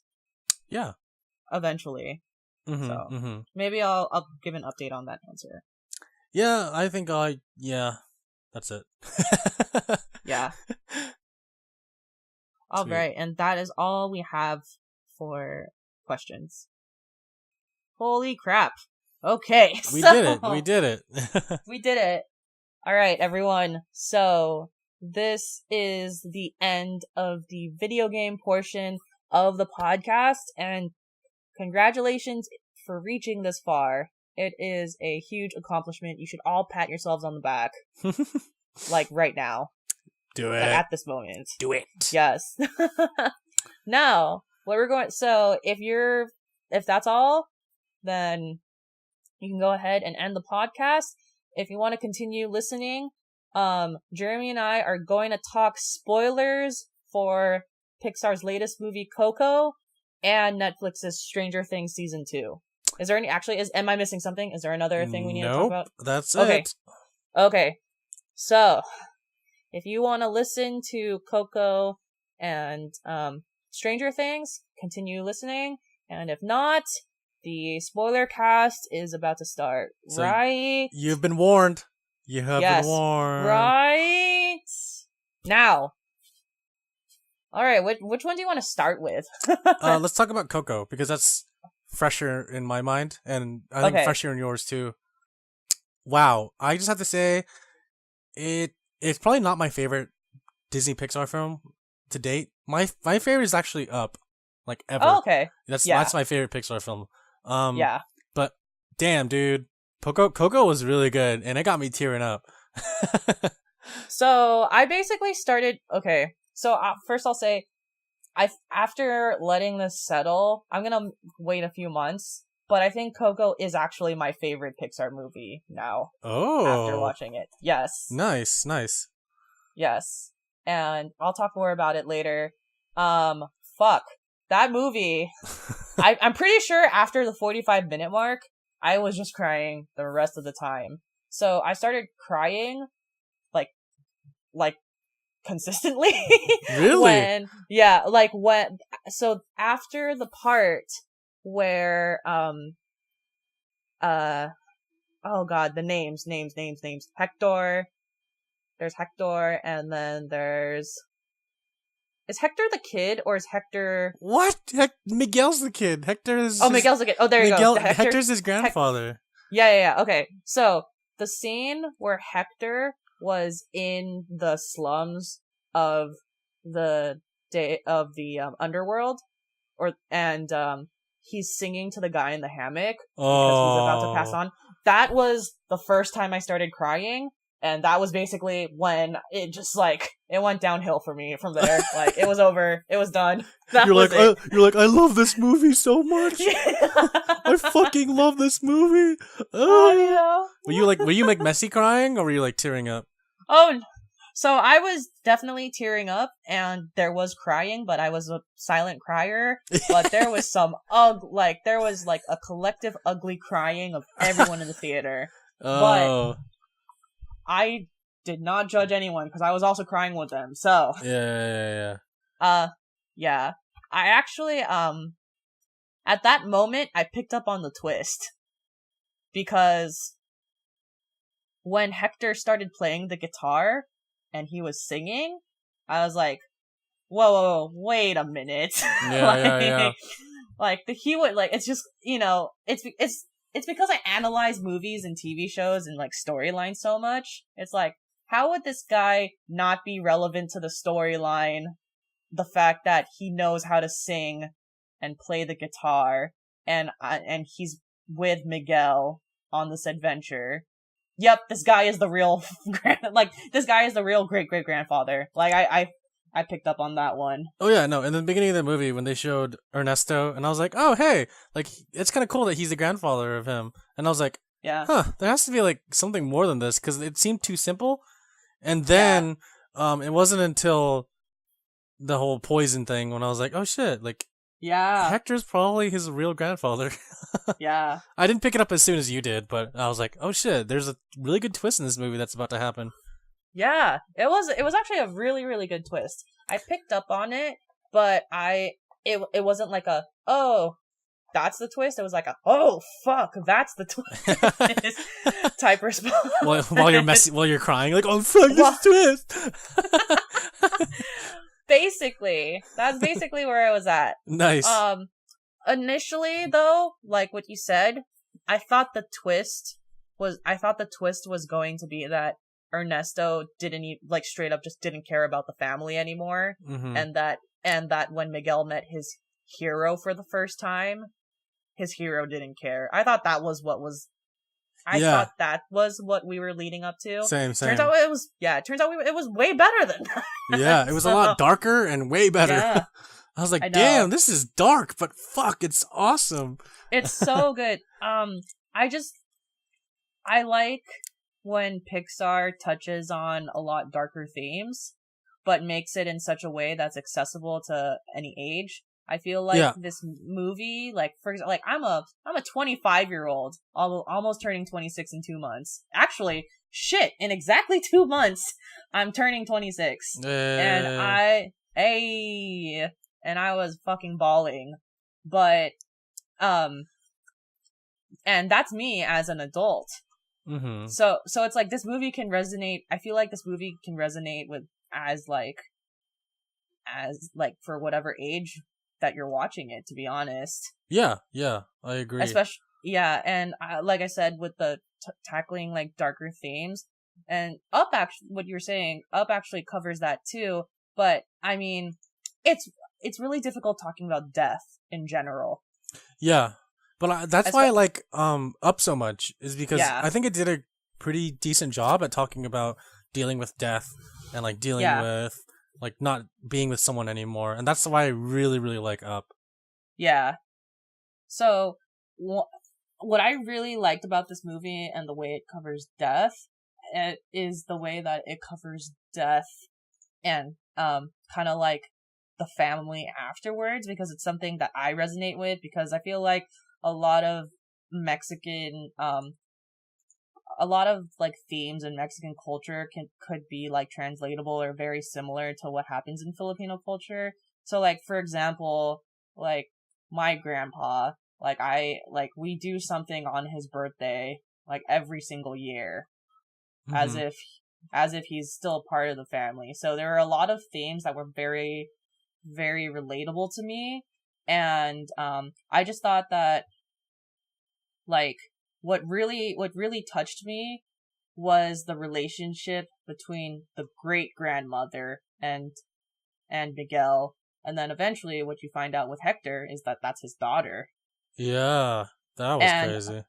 Yeah, and also what I like was, oh, Coco, what's this? What does this mean? Like, what does the title mean? And then when you find out it's actually the great grandmother's name, I was like, oh. Yeah. More crying. I kind of like the title in Japan, because the movie doesn't come out in Japan until March of next year, which is so far away, right? Yeah. But the movie in Japan is called Remember Me. Oh. I was like, that's cute. It's the title of the song. Yeah, like the flagship song of the movie. The flagship song. I was about to say, there is that one fast song, Un Poco Loco, but I was like, eh. No, Remember Me is my favorite song for that movie. Oh, I love that for song obvious too. reasons, you know? Yeah, totally. Oh man, that was I'm trying to remember my Spanish. Recuérdame? Yeah. Is that it? Yep, yeah. That's right. Did you know that Coco is like the highest grossing film of all time in Mexico? Like, of all time. Oh, well, I mean, it's a good movie. Like, I don't blame them for loving it. Yeah, it is a really good movie. But it's just like, it's crazy that this is like the biggest movie ever of that country. Yeah. It was very, like, it had a lot of very fun cultural things implemented in it, but it was kind of done in a way that's like easy to digest. Yeah. Easy to digest, meaning like, once again, like any age group would enjoy it, but it's kind of like, you know, it gets like, for me, what I look for in kids movies now that I'm older is I want kids movies to subtly like teach them good things, and it's like getting them accustomed with like other cultures and whatnot. So yeah, I mean, I don't really know much about Mexican culture, especially on the Day of the Dead, so I feel like I learned something. Obviously, the filmmakers had to like be accurate with what they were talking about in the movie. I mean, at least I hope they were. Otherwise, Mexico would have loved it, right? So they actually So I got super obsessed and I looked up all the behind the scenes stuff after this movie came out. So they actually traveled to Mexico for like months. That makes sense. Yeah, and the director is actually Mexican too. Good. Yeah. It was co-directed by a Mexican person, by the way. Like, not to be like did it wrong. Okay. Yeah, it was directed by two people. Oh, okay. The guy who directed Toy Story 3 and okay. another guy, nice. A Mexican-American director. I forgot his name. I want to say his name's David, but that might be totally off, so I'm not going to go with that. His last name is Molina. I just know that. Yes, that is correct. I love when Pixar gets really creative, like with Inside Out, how feelings were, how they visually represented feelings with the marbles and the, and kind of like a brain control, for your feelings. So in this, I really liked a lot the concept of how you needed to have a picture on an ofrenda to be recognized and actually cross the bridge to go into, to go to Earth. Yeah. I thought that was like really fucking, like, I thought that was really creative and really fucking clever. I could tell the passion in your voice. Yeah. Yeah, no, I thought that was really cool too, because it was like a way for the dead to connect to the living still. Yeah. And it was done in like it was like a very, very clever way. And then also, I had to look it up, but I had to look up the pedal, because I was like, so there's this like pedal, and it's like super specific, and it's like a gold yellow pedal. So this has to be something related to the actual Day of the Dead. So marigold is, I think, one of the main flowers that are used like when presenting bouquets and whatnot. Okay. Yeah. Okay. Yeah. So that's what that flower was. Gotcha. And then also, so you know how when a person passes on, they have like a spirit animal that kind of transforms. So, remember how Miguel kind of brought that dog? I forgot his name already. Dante the dog. Dante. Yeah, so Dante is based off of a like a Mexican breed of dog, and he's based off of a god. Okay. Yeah, so that was another really cool thing that they did. There's a lot of there's like a lot of history history of like Mexican natives too. It's like really exciting in my opinion. Yeah, no, I haven't done a lot of research on the background of the movie, but now I want to. From what you're telling me, it sounds really interesting. There's like the best thing you'll do is there's just like this video, and this video explains a lot of the different symbolisms of the character choices or like artistic choices they did, and compares and gives an explanation of what it means. Okay, cool. Yeah. Also, there's only two actors that I really recognize in this cast. So it's Edward James Olmos, because Edward James Olmos and Benjamin Bratt, because they've done crime shows before. Yeah, I was gonna say. That I recognize. And everyone else I didn't recognize, but I'm saying that as a good thing, because I always think it's fun when you have like really popular movies that come out, but the cast is like completely new, or like people you never heard of before. Right. It's like, so just opening up the floodgates to just new actors and whatnot. Also, Edward James Olmos was in Blade Runner, both of the Blade Runners. I have not seen the latest Blade Runner. Oh, okay. So I am like not sure about his character, but I didn't even. It's been a while since I've seen the original. I didn't even know he was in that one. Oh yeah, he's the detective that doesn't speak English. He like speaks city speak in that movie. Oh, okay. Which is like a made up language they made for the movie. It's like, okay. Really, really random. Have you seen Miss Congeniality? I have not, actually. Damn it! I was gonna say.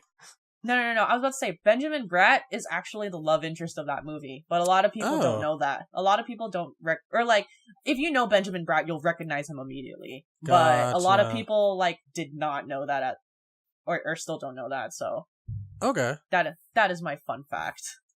Cool. That is a fun fact. Yeah. 2018's Pixar movie is like The Incredibles 2. Yes.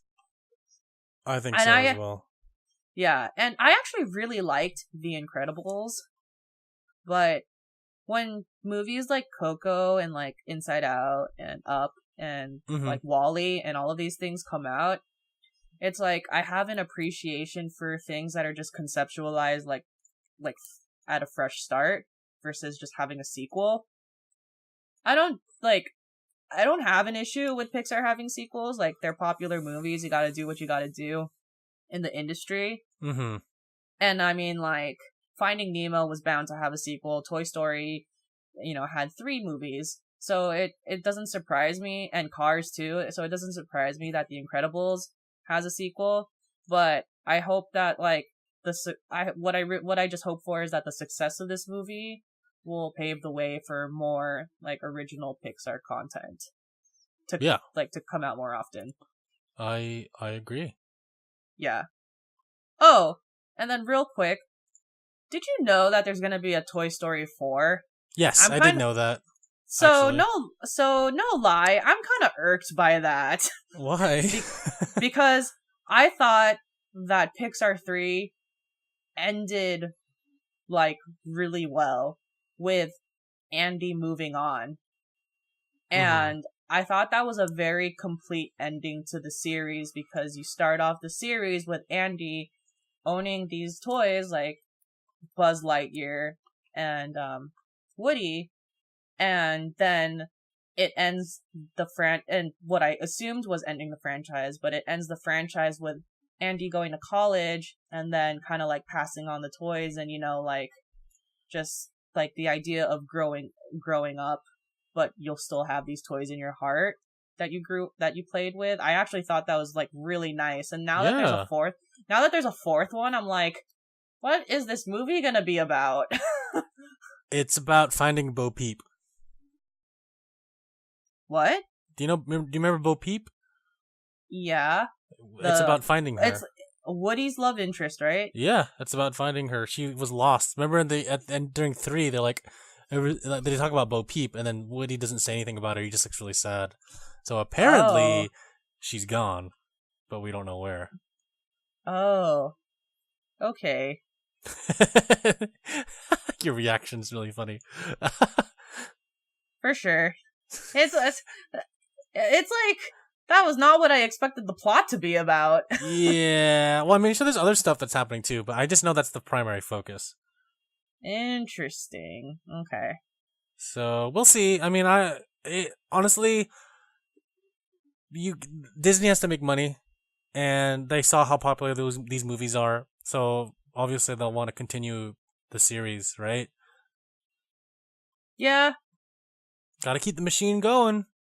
I suppose. Like, Toy Story makes video games, Toy Story makes clothing, and actually makes toys. So, yeah. It's a whole thing. Yeah. I feel like eventually there's gonna have to be a stop. Like, for example, like the Cars most recent sequel. Ah, yeah. Yeah. Oh, snap! Rashida Jones... Oh, never mind. That was, like, a lot of information in, like, 5 seconds. I read this article that was, like, Rashida Jones co-wrote Toy Story 4, and I was like, oh, that's awesome! And then I read the next article, and it says, Rashida Jones quits Toy Story 4, and I'm like, okay, well, wow. Yeah. It happened so fast. That did really happen fast. Oh, no. Okay. That is... Oh, fuck. So the reason, actually, that Rashida Jones quit Toy Story 4 is because of, basically, John Lasseter, admitting that he sexually assaulted people. What? Yeah. Holy crap. Was this recently? I swear, I think it only happened, like, 5 days ago, maybe? Or, like, 5 days ago was when I read the article for the first time. But yeah, John, in the whole sexual harassment, revealing John Lasseter's one of the people. Holy shit, dude. I know. That is sad, actually. Yeah, that is super bad. I'm really sad. How long was John Lasseter in Pixar? And then also finding, he founded Pixar, basically. He sounds like such a nice guy, too. Yeah, it's crazy. He's one of the, and he actually admitted to it, too, I think. John, what the fuck? What the fuck? Yeah, it's like, I know. It's how I felt. Hold on. Let me, before I create fake news, I just want to confirm that he did admit to it.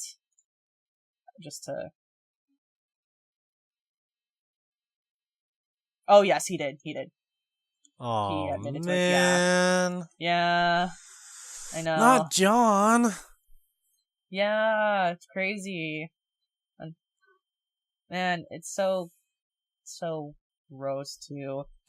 It's like, it kind of reminds me of when I found out that Louis C.K. for the first time did all of that stuff. Oh, yeah. And that one actually really disappointed me a lot, because do you watch Louis C.K.'s, stand-up and shows? I've seen his stand-up. I haven't seen the show Louis, though. Okay, you don't necessarily have to see the show Louis, but a lot of Louis C.K.'s jokes, there's a good amount of them that revolve around calling out guys who are dicks to women. Oh, wow. Yeah, and kind of how it's don't be a fucking asshole. And then he is the actual asshole. Yeah, right. And yet and yet here we are. I know, and yet here we are. But before we go into the dark hole of that, I don't mind stopping it there. That's just what I wanted to say. All right, let's go to Stranger Things 2. I don't want to talk about this anymore. Yeah. I destroyed Jeremy. You destroyed our Coco conversation, Alyssa. That did not affect anything, I because know. that did not affect a single thing, because he didn't even direct it. So yeah, that's fine. Yeah. Okay, Stranger Things. I think that I like this season more than season 1, but that's not to say that there's any issue with season 1, because I loved season 1. I just prefer this one over the first. Oh yeah? And what are the 3 biggest things for you preferring this season over the first season? I was actually really annoyed the first half of season 2, and I was annoyed because of Dustin. I did not like Dustin's character at all in the first half of the season. Wait, why? Because I was really annoyed about him keeping the Demogorgon. Okay. I was really, really annoyed, because you knew that was fucking bad. Mm-hmm. And you know how Lucas and way in season 1, Lucas is always the one who's kind of calling out to be realistic, and Dustin is the dreamer almost. Mm-hmm, all for he's for friendship and for family, but it was one of those instances where it's okay, literally your best friend just came back from the Upside Down. Yeah. If this was season 1, I would have been more forgiving, because it's it's all part of the adventure. But since this was after season 1 and it's the aftermath, I was just what the fuck? Can't you fucking see? It's not going to work out. Better. Yeah, way better. And that was one of my comments. And also, it wasn't an annoyance, but it was just comically hilarious how everyone in the first half of the season was just so angsty. It was middle school angst, it was teenage angst, it was adult angst. There was just so much angst in the air because no one was getting what they wanted. Yeah.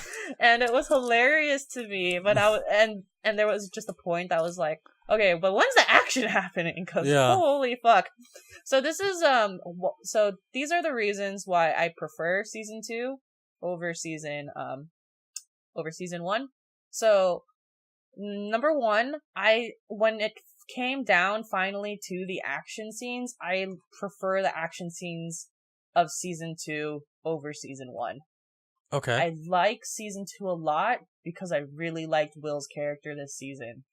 Okay. Because season 1, you didn't know about Will at all. He was only in 3 episodes.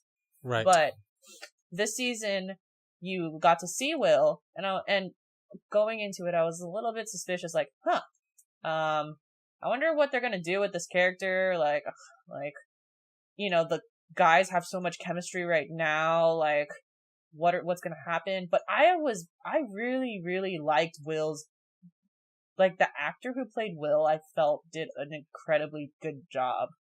Okay. Playing him. Yeah. Yeah.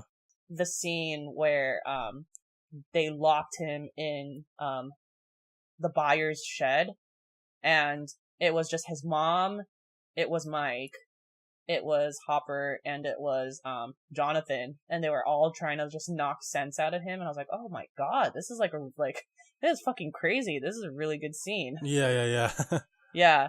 So I really, really liked Will this season. And on top of that, which is 3, I like how it's much more developed too, in a sense that it's the upside down storyline plus everyone just growing up, which is kind of like interesting because because going into season 3, it's like implying, all right, everything's kind of normal right now, so everyone's just going to high school, but it's gonna bring an interesting dynamic because for the first time, 11 is actually just a student. She's now Hopper's daughter. Like, Mike doesn't have to be angsty as fuck anymore. Well, like, I don't think she's actually going to be a student, because remember in the beginning of that scene, they were like, "Oh, I just want one thing," like, and then it was implied that he just wanted to let her go to the dance, like get out from the house and go to the dance. So I don't know if she's actually free yet. Okay. Yeah. Okay, I don't know. So that's a good point. I don't know if she's free, but basically everyone who's after her is essentially dead. So I don't know who else is after her at this point. Yeah, but I mean, I guess the fact that she's an experiment still is maybe what's keeping them from letting her just go roam freely. I don't know. We'll see. Yeah. So we will see. And then there's one more thing that I did. So there's one other thing that I did not like about this season, but it's set up for next season, which I think will be interesting. But it's set up, introducing the other experiments that happened. And I didn't particularly like the character that they introduced. And I didn't like that focused episode that was in Illinois as much, but I appreciated the episode for setting up season 3, that there's basically a bunch of experiments that are still out there. Yeah, those are all of my initial comments, and then I can just bounce off of you after you go too. Oh man, you said so much. I kind of agree with everything you were saying. Oh crap. Okay, I don't really have anything to say now. No, just say it, and I'll confer, and I'll agree with you. We'll be okay. Yeah, it was good. No, I personally, I liked season 1 a little bit more than this season, mainly because, the first season just felt fresh and new. Not that this one doesn't feel that way. This one, although it did continue on like the lore of Stranger Things, I just think that there could have been a lot more done. I don't know what exactly. I can't really tell you exactly what more could have been done. I just feel like there was a lot of gaps that I hope that they like answer questions for. And my least favorite episode was actually episode 7, the one where 11 goes to meet her sister 8. Oh yeah, no, that's exactly what I'm talking. That was what I was talking about with the experiments. That's my least favorite episode. Right? Well. Yeah. They showed 8 at the beginning of the season, and I was like, okay, there's another girl out there, and then we never saw her ever again until 7 episodes later, and I was like, okay, here's this girl that can do stuff with her mind. I don't care. Like, I was just sitting there like, I don't care about this girl. If you cut out episode 7 in the second season, you would be okay with the story. Like, it would still work. It would still work. And I really don't. I think they might go into more of the like 8 and maybe other experiments later in season 3 or whatever. But I don't know if they can make it compelling enough for me to keep to keep watching that part, because I just don't care. I just want to see more of the town's kids, you know? I want to see them go on more adventures together. Well, it's kind of funny because the finale basically implies that they're going to go through high school angst. Because Lucas has a girlfriend now, Max, and then the one thing that is unresolved is Max's relationship with her brother. And Dustin is just trying to, become a strong, independent man who don't need no woman. And Mike finally has 11, and they don't have to go through this angsty shit anymore. So it's funny because there's no cliffhanger that ended the season. So I really am curious what strange thing will be implemented in season 3. Mm-hmm. Yeah, because if I know. Yeah. Yeah. Oh, Sean Astin, Bob, was in this as well. Mm-hmm. Initially when he was introduced, I was like, oh, this guy's bad. Fuck, this guy is gonna be a really bad character, like bad as in evil. Oh, right. Yeah, I was like, oh, this guy's not good. And then when he was in the car with Will and telling him the story, I was like, oh, never mind. This is like the nicest character probably in the series. Yeah. And then I realized I don't think Sean Astin has ever played an evil character in his life. Yeah. In his life. My brother and my mom could predicted that he would die. From the beginning, I didn't know he was gonna die, but when everything started going down, I knew he was gonna die. Oh, if that makes sense. Yeah. I didn't predict it from the beginning, but when they were all together in the hospital, I was like, oh fuck, he's dying. Yeah. Yeah. Like, he's gonna die. Yeah. My favorite episode of the series is when they're in the hospital and Will actually kills all of the soldiers who were burning the Upside Down, because he basically kind of set it up for them to be killed. And Mike and Joyce and Bob and Hopper were like, what's going on? And then Mike goes, the spy. And he looks at Will and like, oh my fucking god. Yeah. It's him! That was my favorite. I think that was probably my favorite episode of the season. Nice. Yeah. Yeah. Okay. Yeah. I don't really have any comments either, to be honest. Yeah. Because I said all of them. Yeah, you pretty much said what I wanted to say as well, and I agree. And I really like this show so far. Just can't wait to see what happens in season 3. Yeah, it's going to be interesting because now I really don't know what to expect, because the season ended kind of clean.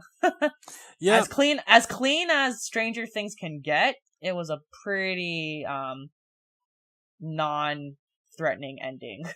Yeah, I mean, because the end shows like the mind flayer over the school gym, but that could lead to anything at this point. Yeah, really, it can mean a lot of things.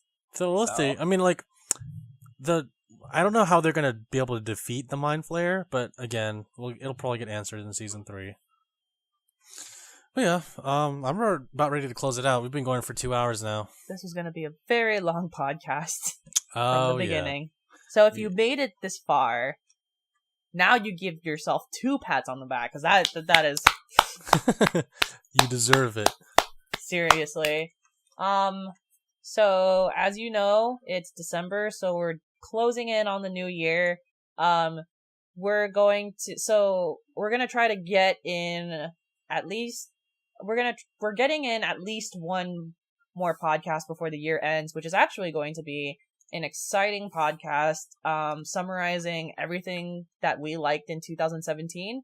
And that podcast will actually come out, around Christmas time.